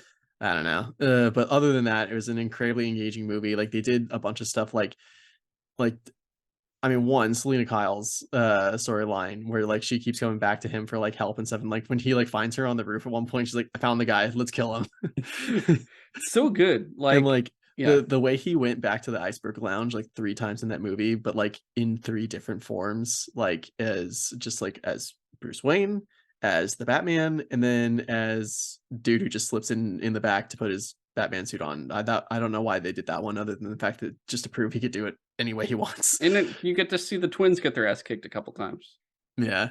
It's And good. then, like, the Batmobile was even, like, just it was basically just, like, a really souped up muscle car, but just, like, the scene when they first turn it on, and it just, like, keeps It's got the NOS in revving it, bro. It felt like louder. it's just like, hey, we basically said, what if Batman met Dom Toretto? Yeah, And and, just like, oh my god, you're fucking right. yeah, I know. And yeah, it's just like the and you'll probably mention it too, but, like, the soundtrack for this movie was pretty fucking cool. Like, I didn't expect, like, them to just, like, put a few Nirvana songs on there, and it's just, like, it fits. Dude, Yeah. the Batman theme, so not like the something in the air, ooh, but like the actual Batman theme where it's like bum, bum, bum, bum, bum. Like it is the most simplistic bat theme we've ever had. It's the most simplified, but the effectiveness it brings is insanity. How they were able to create something so basic, but so powerful at the same time is just amazing. And sheerly for the fact that this movie is amazing to me. I say it's the best Batman movie of all time. I say it's the best comic book movie of all time because we finally got like Batman, the ace detective. Batman is the world's greatest That yeah, detective, I really and appreciate we're that. watching him become that. Like he is still very, very young, and it's an actor you never really think about for it, where it's like, hey, it's Robert Pattinson. What was he? Oh, he's Cedric Diggory to those that really are gonna Yeah. remember them. And then for the ladies, like it's fucking Edward from Twilight, it's the vampire boy. And more recently is in like The Lighthouse, which is actually really good. And I never watched Twilight. I never saw one movie. The closest I came was some of the trailers and that funny baseball scene I saw on YouTube. It was really funny. Mhm. But I never gave him shit for it. I never went like, "Yo, fuck this dude," because I was just like, he's just doing his movie. He doesn't seem like he's an obnoxious dude outside of movies, and I liked him as Cedric, whatever. Like, he's just not on my mind. And then when they casted him, I never was against it, where a lot of people were. And I think it was because I already saw that happen so many times where it's like, yeah, we went through that with all the Dark Knight stuff, especially like Anne Hathaway and Bane and everything else. Even though now in hindsight, yes, I know. Bane Mhm. and Talia, it's like, hey, let's get a British people to do it. It's like, aren't they supposed to be like Arab and Latino? Nah. Don't worry about it. It's Christopher Nolan. You don't have people that aren't white. What are you talking about? It's like, oh yeah, that's right. It's Christopher Nolan. I forget the We fucking got Morgan Freeman to play Lucius Fox. Thank God. Yeah, you imagine you could what if Lucius Fox wasn't black? I'd be like, what the fuck? Yeah, Yeah, that would've been really weird. look at Bane and look at Talia. You're like, what the what you do? Liam Neeson is Ra's al Ghul. He's a fucking Middle Eastern.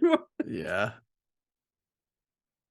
But like, he's Britishizing everything, colonists. But like, anyway, uh, I still love those movies. Don't get me wrong. I still love the Dark Knight trilogy, but the Batman just made things feel so amazing to me in terms of like my comic book is coming to life in this movie, and it feels like such a good like I just watched a 12 issue run from these creators, and they got the art down, they got the writing down, and I got everything I wanted out of it.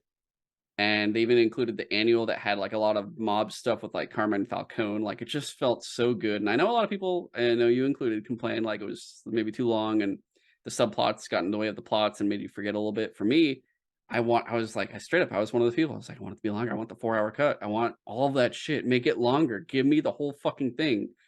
if it's interesting enough, I don't care if it's longer. Same thing with Avatar. Same thing with like, not The Hobbit. The Hobbit's the opposite. Make that shorter.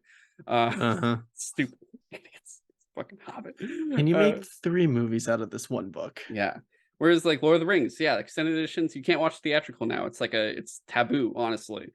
Um, but it just did it. It made me go insane, and, like, I don't always watch a lot of movies over and over and over. Like, Avatar I saw twice, Top Gun I saw once, Batman I saw 3 times in theaters. I was tempted to go watch it 7 times if I could, but I kept missing those outlets to do them. Maybe I saw it 4 times. I saw it 3 or 4 times, I don't remember anymore. But yeah, it was so fucking good, and I'm excited for everything else coming in that. It's so good in the sense too that in all the turmoil I'm getting for the DCU, all the mourning for Henry Cavill, all this shit that I'm dealing with for the DCU and James Gunn stuff at the same time, and all this like just it's insane. I'm happy that this little Matt Reeves bubble exists because it's this untouchable world that I can just enjoy everything that comes out with it without having to compare it to anything else, without having to touch it with anything else. It's just its own little thing. And in there it can just thrive and I can be happy with it. And that's why I love it so much. What is your oh I guess it's my turn. My number 3 is Yeah. that? Oh, it was Northman, so I'm done with that. What's your number 2? My number 2 was Top Gun. Okay, cool. So Then I'm that up to my 1. which is my number 2. Everything Everywhere All at Once. Yeah, Am I same. right? Yep. Mhm. Okay. So we're finally getting there. Dude, this movie was such a good time. If the Batman didn't come out this year, if the Batman wasn't the Batman, this would easily be my number 1 movie of the year. This had so much in it. It had comedy. It had emotion. It made you sad. It made you happy. It gave you everything. Literally everything everywhere all at once. It gave you all of the emotions you wanted. And it gave you such good acting in it too. You had Michelle Yeoh playing different versions of herself and seeing other people play different versions of herself. You saw Jamie Lee Curtis play other versions of herself. And you saw Ke Huy Quan come back, who was Short Round. And Data Dude, like, his character, Waymond, like, is the best part of that movie. he was my favorite part of the movie, just like, well, like, the scene where he I'd like to is point out he won Best Supporting Actor at the Golden Globes, and Michelle Yeoh got Best Leading Actress for absolutely this movie. absolutely worthwhile, Hella or worth deserved. it. They should not. Yeah, If it was not them, if it's not them at the Oscars, I'll be like, what the fuck are you guys doing? Like yeah. they did an amazing job. Like, his scene where he's explaining, like, you see yourself as a warrior, and, like, you may have thought that I was too kind and too gentle for my own good, but that's not by accident. That's by choice. That is how I survive. That's how I fight against this world, is with kindness and just, like, being good. And, like, I'm really not doing that scene justice, but, like, that shit made me fucking cry.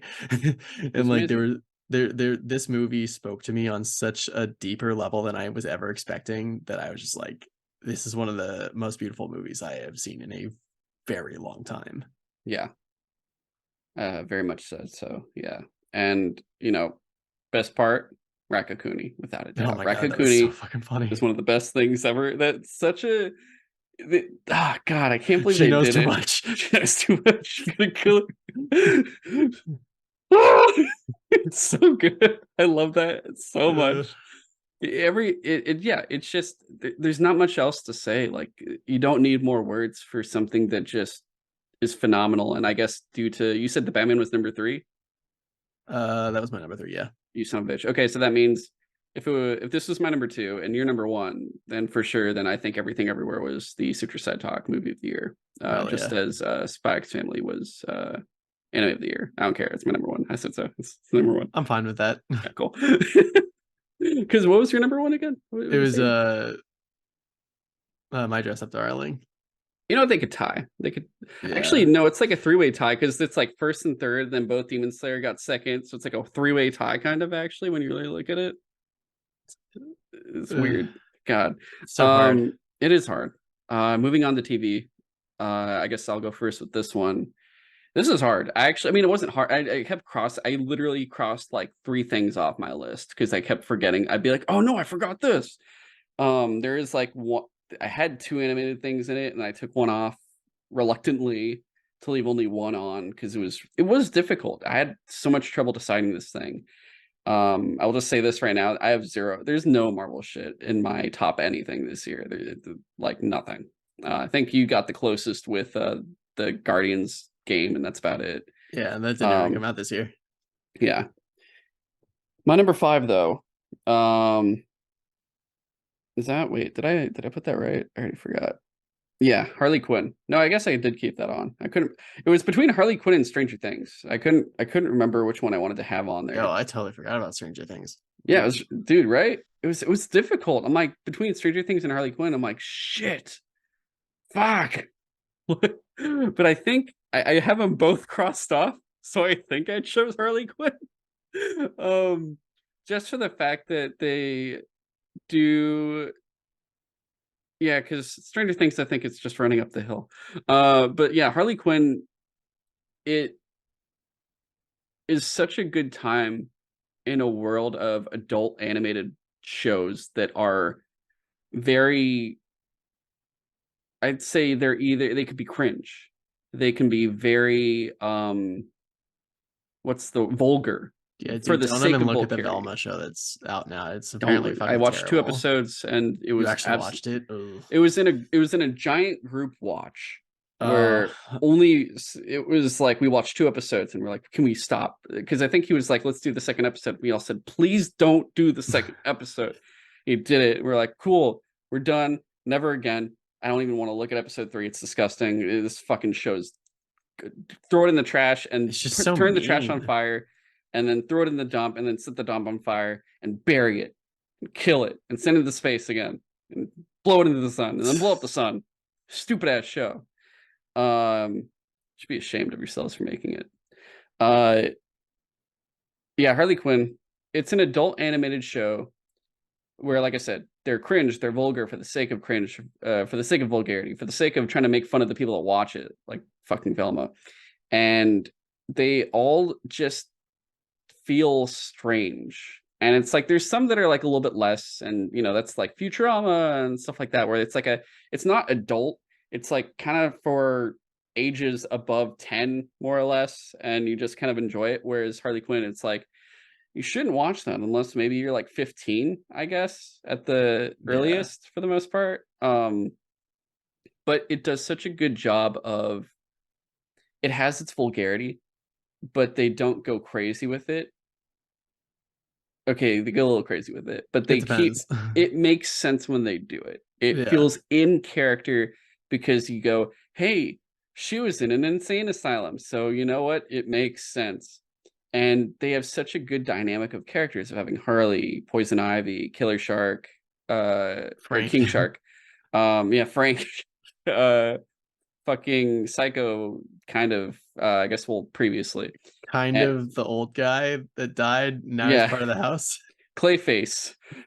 Dude, Clayface is so Clayface is fucking so fucking it's so funny. fucking funny. Dude, he spent Even like, Joker, they somehow they it's a great like spoof deconstruction of dude, I characters. love how the Joker's just like a normal guy now. He's Yeah, like, he got Jokerified again, and he's like, Joker became Jokerified and somehow turned into Bernie Sanders. and he's just like, you know what? Having a normal life is actually kind of fun and like nice. I think I'm just gonna do that. It's straight up. I kid you guys not. It's like the Joker you finally get in season 3. I was like, dude, I like him more than 99% of candidates in politics. Like Yeah. All right, he did become mayor. he is actually, I kid you not, he is actually a He's like better, actually a decent mayor. he's actually a better politician, a more trustworthy politician than most politicians that currently exist. I'm not joking. That's how fucking insane this show is. Like, they do such good deconstructions of characters, especially for the fact that you kind of get it through Harley, who they do a good job with because they put to work her psychologist background and they Dude, when use she that. goes into Bruce's mind, Oh my god, that that's was such a. so fucking great. I think that's what, like, I'm like, Stranger Things is good, but that portion of that show where she's in there is so phenomenal, Where the it's way like, they pull "Wait, that I don't off. understand, like, it's all just the same memory." It's like, yeah, because he never moved on Yeah, beyond his parents' death, like, that's the only thing he remembers because it's the only thing that matters to him. and I think the fact that, like, I'm not one that I don't wanna there's certain ways when, they try to make fun of a character and they do some weird shit of, like, a perversion of it. I'm always like, it doesn't feel right." It's like that South Park episode where they are like, "They ripped Indiana Jones," and they show it, and it's the one South Park episode where I felt incredibly uncomfortable because I literally was not feeling well when I watched Indiana Jones get raped. I'm like, Oh, "This yeah? actually is incredibly uncomfortable for me." Like, I did not feel good watching that. Um, and there's like certain things where like, "Yeah, I'm gonna make Batman be a weird fucking freak and shit." And I'm like, that's stupid. And then they do it in Harley Quinn in a very good way of like, hey, this man is emotionally damaged and there's some fucking weird mental shit. And it's stuff that people try to tackle, but they usually do it in awful ways. And they just don't know how to do it right. And this show somehow pulled it off and it's a comedy and it's like, "Oh, shit," and yeah, there's people that probably don't like it because 'cause they're, like, super serious about all this shit, and I am too, to an extent, but, like, when they do it right and they do a legitimate deconstruction somehow in the form of comedy, it's phenomenal, like, it's so good how they're able to pull off, a fucking progressive Joker politician and "Hey, I brought my dead parents back to life as zombies Batman," Yeah, and my you're god. like, "What?" Who also has a weird emotional attachment issues to Selena Kyle. God, Um, that was so funny. so fucking funny. And all these other supporting characters that each have their own kind of thing that they're dealing with, but lesser extents. Dude, poor Much Bane, like, everyone plays Bane. God bless you, Harley Quinn. I shove it up your ass, Ben. Oh, Oh, I love he has the top hat too. He's just like Tiny Tim. So uh, good. It ruined me now because I used to do like oh, they expect one of us in the wreckage, brother. It's like that I think that was the best. I still that's my favorite thing of the Dark Knight trilogy. I just love Tom Hardy Bane.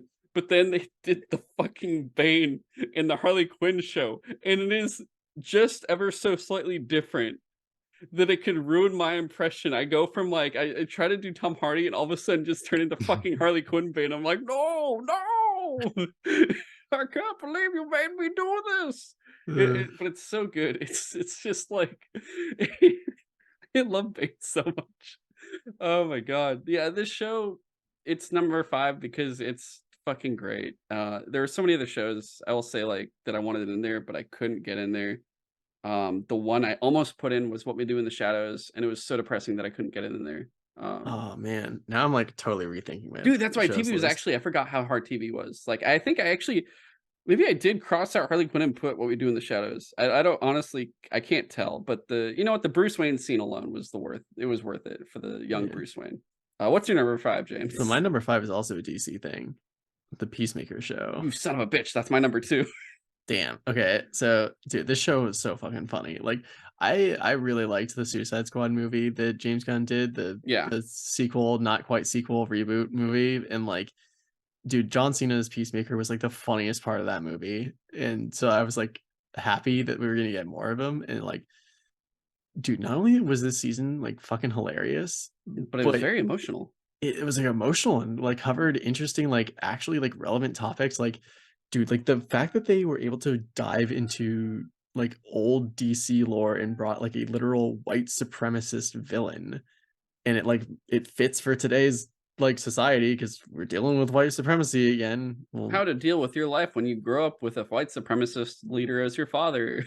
And yeah, it's like when you look at it and you're like, holy shit, Peacemaker came out like really pretty good, yeah, all things as good as he considered. could, and, like, the scene where you find out, like, why his dad is, like doesn't ever act like he loves him because he's like he literally basically like made his kids fight for fun, and then like Peacemaker accidentally killed his brother, and his dad's just like, "What'd you do? It was all your fault, you fucking idiot moron!" And it's And just like, it's like one, he killed he already had favorites. He killed his favorite son, and it was his own fault for making him do it. Like yeah, it was just a horrific thing. And the worst part for Peacemaker was, that's his brother that looked out for him. yeah, it was like his best friend slash brother, and he killed him accidentally, and his dad is like, "It's all your fault." And he was like maybe 10? He was very young. Yeah, it was Yeah, like the point where it definitely psychologically fucked him up for a while. yeah. So, Um, like, and just, like, also the music for this show is, like, phenomenal. Like, I'm, like, kind of a fan of, like, 80s hair metal, so that's why a lot of the soundtracks for these episodes, like, really played for me, yeah, I mean, and that's the did thing. James Gunn is known for he just takes he doesn't need to like create new songs too much. He like will take some crazy song and throw it in. He's done it for Guardians. He did it for the Suicide Squad, and he did it for Peacemaker. yeah, Um, it's just, like, such a fun show to watch, and just, like, I don't know, like, I guess one scene that, like, really encapsulates, like, why I like the humor of it is, like, they're going into some, like, factory or whatever to, like, get intel or something like that. And they're like, "This is a nonviolent mission, no killing anyone." And Peacemaker, like, immediately blows someone's head off, and they're like, "Why the fuck do you do that?" It's like, "I got X-ray vision in this helmet, like, I could see the real aliens." It's like, "Don't worry about it," or just whatever the starts fuck it going to was. town. Yeah, it's so Uh, good. All the I love the yeah. I mean, we're not gonna get too much. We there was an episode, Cut of Steel, episode 12. Pretty much almost everything we've either talked about in an episode and had an episode dedicated to it, or have yet to do that episode specifically, mainly like the anime stuff and Harley Quinn and whatnot. Um, yeah. but it's also, it was my number two. It had an intro where, especially for streaming titles, I watched it every single time. streaming shows that have their little titles and it's skip intro. I always skip intro because they're usually very whatever. I've realized now, unless it's an animated intro, it's probably not that interesting at for the most part. And even if it's one I've seen for the first time, I still might not even watch the whole thing. I'm like, I see what you're doing. Even Daredevil, I'm like, oh nice, and just Yeah, skip it anyway. usually I I'm like, watch it, nah, like, I'm once and good. then I skip the rest. I might not even watch it once. I might not even care. I'm just like, nah, that's okay. I'll save myself a minute. But Peacemaker, I watched it every single time because they did such a good job and they had such good choreography. And it's like, hey, we want you to watch the intro. What if we put an effort into the intro and it's instead of just being like a thing of like, look at the cool spirally background and then like a mask shows up and the name of the character next to the mask. And it's like, what if we put the characters on the scron for the intro? It's like, no one Yeah, what does if we just that. had them all dance in a weird Yeah. dance? No one It actually doesn't has mean their actual anything. characters on the screen for intros. When you look at a lot of these live action ones, unless it's fucking Cable Law and Order or something, you're not gonna get it. Mm. But yeah, I really liked it. It was a good time. My number two, James is number five. I guess my number four was The Boys, season three. You know what? The more I think about it, the more I wanna take number 4 off my list because I was gonna call it I was gonna say The After Party from, You're now gonna uh say The Boys too, huh? I'm gonna put The Boys there because The Boys Okay. was, like, fucking great Okay, and that definitely saves us better than time. The After Party.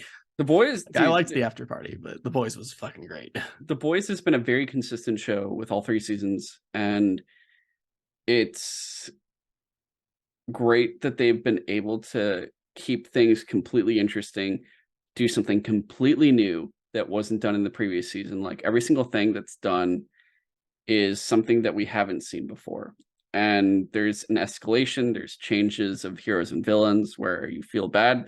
It goes from like, hey, this is a shitty villain to, hey, this dude's actually been fucked over a lot and he got fucked up and he finally stands up for himself. Oh, he's dead. Sorry, fucking Black Noir. Um, Yeah. and That was sad.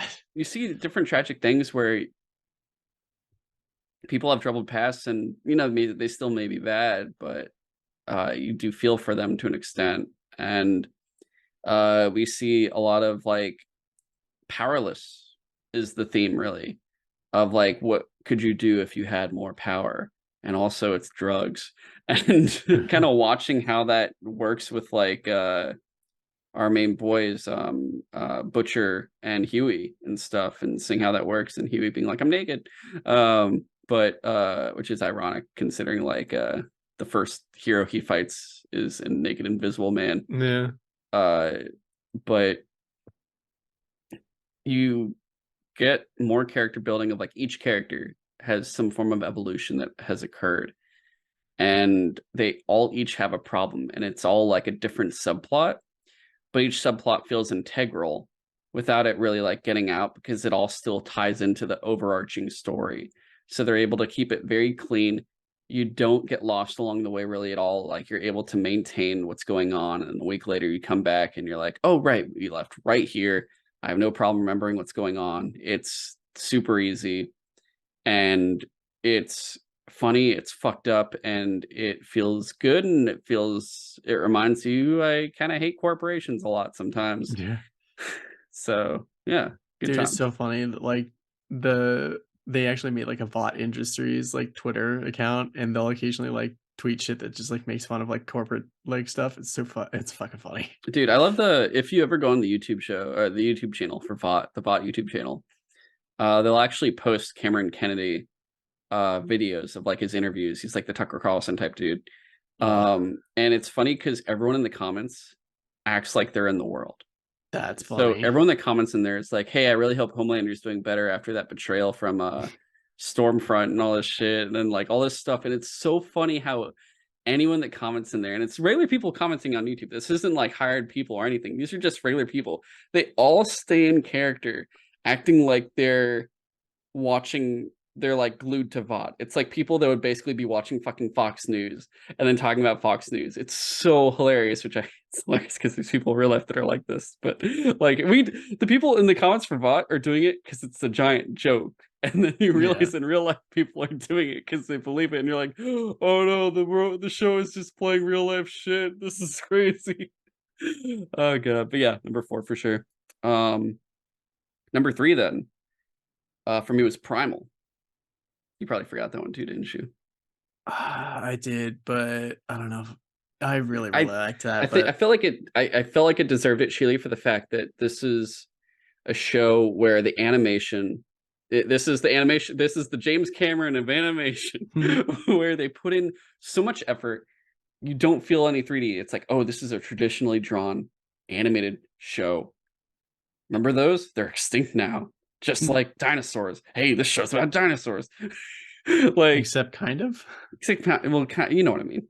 Yeah. But like, it's a great show also for the sheer fact that there is so little dialogue, and when there is, it's not in English, except for that one episode where it's in England.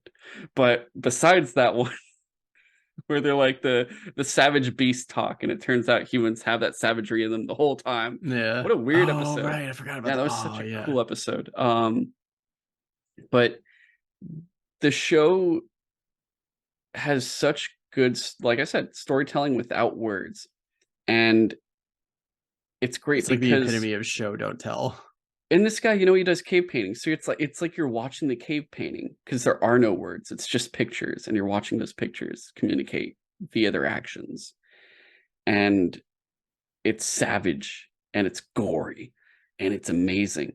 And it's so good for the fact that, like, this is the guy that made Samurai Jack and the Powerpuff Girls. And I never watched Symbiotic Titan. I still have to watch that. And the Clone Wars micro series, which is still my favorite iteration of Star Wars ever created. And this is his like we saw a little bit of Samurai Jack where in the like final season where he's like, this is more grown up, and the first 3 episodes are like 10 out of 10 masterpiece, and then after that it's like, ah, damn, it's not all good. It's kind of whatever, to be honest. But Primal is like, hey, all you people that grew up with my stuff, here's something for you now at your age that you'll enjoy because you don't have to be young anymore for it. And here's all the adult shit you'd want in terms of like gore and violence and just sheer all that shit. Oh, yeah. And it gets the job done. And he finished this story to where he could stop, but also they could and continue with different characters, which is shocking considering, like, hey, I like the caveman that never spoke and just said Muriel or Yeah. Miriam. I don't know why he sounds like Courage the Cowardly Dog, but Or Mira. Mira. Yeah. Mira. That's also what he says. But like what we could see potentially later on now, if like I said, I'll watch a show with his daughter and three fucking Oh, Tyrannosaurus absolutely. Rexes easily, no problem. Uh, so we'll see what happens. But yeah, my number three for sure. What's your number three, sir? My number 3 was Netflix's The Sandman, which I guess is another DC, thing. Like, I had never read the DC or the, Sandman comics. I knew they were, like, popular, but, like so I went into this not knowing, like, anything about it, and I was just like, "This shit's interesting and, like, super cool." Like, the whole idea of, like, the Eternals or the Immortals or whatever, and, like, I don't know, I just thought they got me with, like, the 2nd episode where, like, Death shows up and she's, like, somehow more cheerful than Dream. Like, did you ever watch the show? No, I bought Oh, the my comic book store. The owner pretty much convinced me to buy the first, I guess, like book that combines the first two trades. And he said that's basically the first season. And he literally said, you should read this first, then listen to the first audiobook that they did that has like James McAvoy in it and everything, then watch the show. So that's what I'm gonna interesting. do. Um, So, I actually got I think all the books for that'll be a fun kind of Christmas. steel episode, I'll say. Yeah. So, like, I don't know, it's been a little while since I watched the show, so and it's getting late and I'm tired. Yeah. But, like, it was just, like, such an interesting idea for the world, and like that there are these immortal beings that are kind of like aspects of different parts of our subconscious or like just life, like, and the idea that like imprisoning the Sandman, the person who is basically in control, who controls the world of dreams, Mhm. apparently is a very bad thing.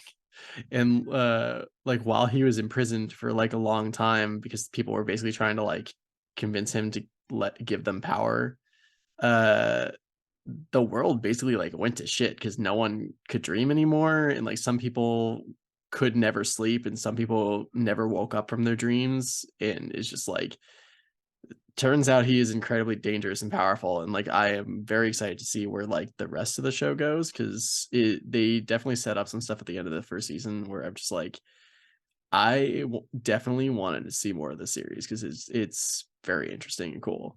I mean, Neil Yeah. Gaiman is like a fucking great writer, Oh so yeah, he's phenomenal. Yeah. Um, you already said my number two. Wait, yeah. That was your number three, you said, right? that was my number 3. My number two is Peacemaker. What was your number two? My number 2 was actually Andor. You sound that's my number one. Okay. Yeah. My All number right. 1 you'll never guess. I'm probably not gonna guess it. Yeah. But yeah, Andor It's probably is Modern Family, I'm assuming. no. I know. I just Andor is like is Modern Family even still whatever.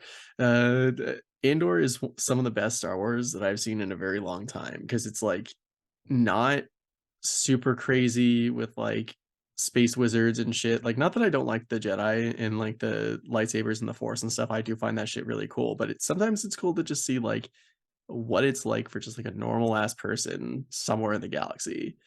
And it's interesting that this kind of I mean, it does lead into Rogue One because the main character is Cassian Andor, and we're we're not quite back at the point in this at the end of this first season where Andor has like become the rebellion soldier that he was in Rogue One. Because at that point in that movie, he's like, "You have no idea what I've done for the rebellion. I have blood on my hands." yeah. And so this show is like seeing him get to the point where he even wants to be part of the rebellion. Because initially he's just like, "I don't give a shit. I just want to like live my life and just make something of myself if I can, and just like live a good life." And throughout the course of the season, seeing how bad the Empire has gotten for people, and like when I forget his name, but Stellan Skarsgård's character, like basically they do a heist that the Empire never thought could have ever happened, and it puts them on high alert, and it makes them put their thumb down on everyone on the galaxy, and it shows like they're willing to make like the rebellion is willing to make everyone's life harder just to turn them against the Empire, which is a necessary evil to do, where it's like, yeah, you're making people's lives terrible, but it's not you doing it, it's the Empire doing it, and you're just bringing people's attention to it, and just You're like just opening your eyes. exactly, and It like just by hurts when they do. and dude, like by the end of the last episode, dude, I shit you not, I was crying so fucking hard when like listening to Marva's speech because I was like, this is like this speech is perfect. It's just like the Yeah. cinematography of what's going on at the time, and like it is just so fucking good. Like again, it's one of those things that like hit me on such an emotional level that I was not expecting. Like I was expecting it to be good, but not like fucking phenomenal. Yeah, this is my number 1, which I never thought. I mean, I guess, like, the closest thing I'd have to a number 1 for Star Wars recently would be, like, The Mandalorian stuff, which I don't even know if it was last year or not. Um, but this show did multiple things for me. 1, it showed me that you can have an adult Star Wars without it being, like, not for kids completely or anything like that, but just like, "Hey, here's subtle things," where it's like, you remember characters can take off their pants, and you're like, "Oh, yeah, it's possible." Like, characters are people in this show, and you really feel that, and they're just doing their everyday shit, and they live in a planet that's occupied by the Imperials, and you feel everything that's going through in all the different planets. Each planet has something different going on, and you really just get the despair and fear that's going through, and then finally when it's all brought to a front and it all happens, you're just like, "Holy shit, I wanna riot," and then they riot, and you're just like, "I feel it. I feel all of it." And the fact that also they pull this off with, a character that died in a movie that it's just him, he's the only character you've seen besides, like, Mon Mothma, and I think that's what I love about this because I want 2 different things from Star Wars a lot.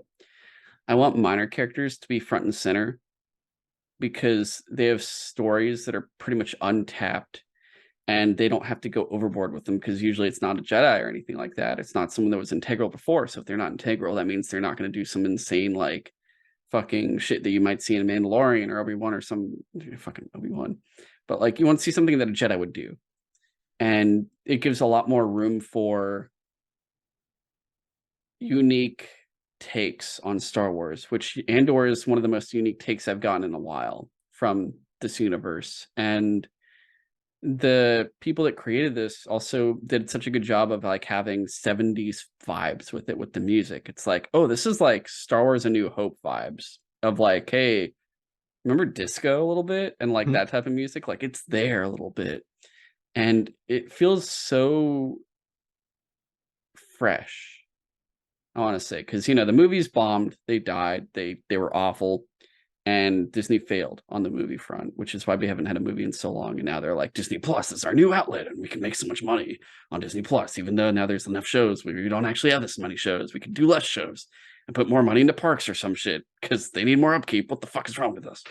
Um, Not that they have said that, uh, and like, even in the Disney Plus shows now, they're like, you're watching them bleed, you're like, "Oh, if they bleed, we could kill it." Like, you've seen they're mortal, like, the Marvel shows, they're becoming very whatever. There's no, like, great Marvel show to me anymore, or there never really was, to be honest, except for Werewolf by Night, and that's just a special.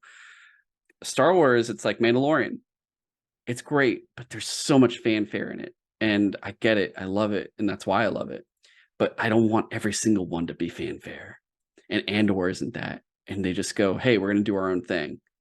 Enjoy it if you like it, cool, but don't expect Jedi or any of that shit. And it's like, perfect. This is great. There's a hero in this that can barely stay alive. Yeah. Like, there's no OP or anything. This is like, hey, these are partisans more or less. Like, that's it. The Nazis are occupying our country, and we're going to do our best to do what we can. But like, it's a small little group of us in an underground bunker, pretty much. Like, that's what we're looking at. And that's why it's my number 1 because it really just brought something new that opened my eyes, and each time they make a speech in it, it's such a good speech, and Star Wars doesn't do speeches. When you look at all the Star Wars media, there's nothing really good at when there is a speech, otherwise there are no speeches. This show somehow pulled it off and said, "Hey, we can do speeches." But Yeah, we did another show on it. Just check it out. I don't want to get more into it. That's my number one. James's number two. What's your number one? My number one, believe it or not, is actually an Apple TV show, Severance. Like like a coworker at the beginning of the year described like the hook to this show, and I was like, it sounds kind of interesting, I guess. I'll give it a shot. Dude, like, okay, so the hook is like basically for this company that you got to work at, that if you want to work at this company, you have to go through this procedure where they basically create a segment of your mind Mhm, where there's two of you, essentially. There's you outside of work, and then there's you inside of work. And you don't remember anything that you do at work when you leave. And then you don't remember anything from the outside world when you get to work.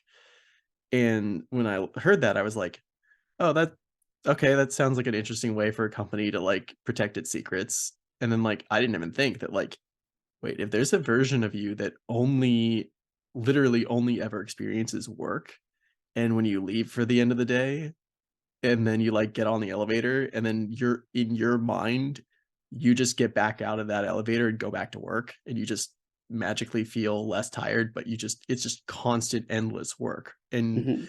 I was just like, holy shit, that sounds like a nightmare. But it's like so interesting that like the people living inside the like work, like some of them see it as like a horrible trap, but others are like, well, it's literally the only thing I know, might as well make the best out of it. And it's just like they don't even know what they're working on necessarily. They're just like told do this task over and over again. And like there's so many weird, obscure, strange things that like there's basically like a mystery of like what the fuck is this company even doing that it needs to be so secretive. And like even when you are shown what the characters are doing at their like desks and stuff, it looks like a random bullshit, and you're just like, what, why are they making them do this? And so it's just like it sets up such an interesting mystery. And then like seeing the people on the inside of work trying to figure out a way to get a message to the outside that like, hey, we're fucking miserable here, like we're basically trapped, and like you are a version of me on the outside, like do you not feel like at all sad that you're doing this to a version of you? And like like I don't want to, this is one of those shows where like I do not want to do spoilers because it's so fascinating. And like I almost didn't wanna put this on my list just for the fact that, like, the season ends on such a cliffhanger that I literally was just like, "How the fuck could you end it there?" Like, that like, I need to know more, And and this the is fact Apple TV, you said? this is Apple Okay. TV, and it's one of those things where, like, I was so surprised that Apple put out a show that literally when the season ended, I was like, "It can't end there. I need more." That's where I was like, "Okay, that goes high up on my list because it's Damn, like okay. is a must watch I believe you. if you can, for sure." Okay. Well, that is all our stuff. I don't really know what our I guess it would be, Andor is our TV show of the year because I have Severance on my list at all. I haven't watched Yeah. it.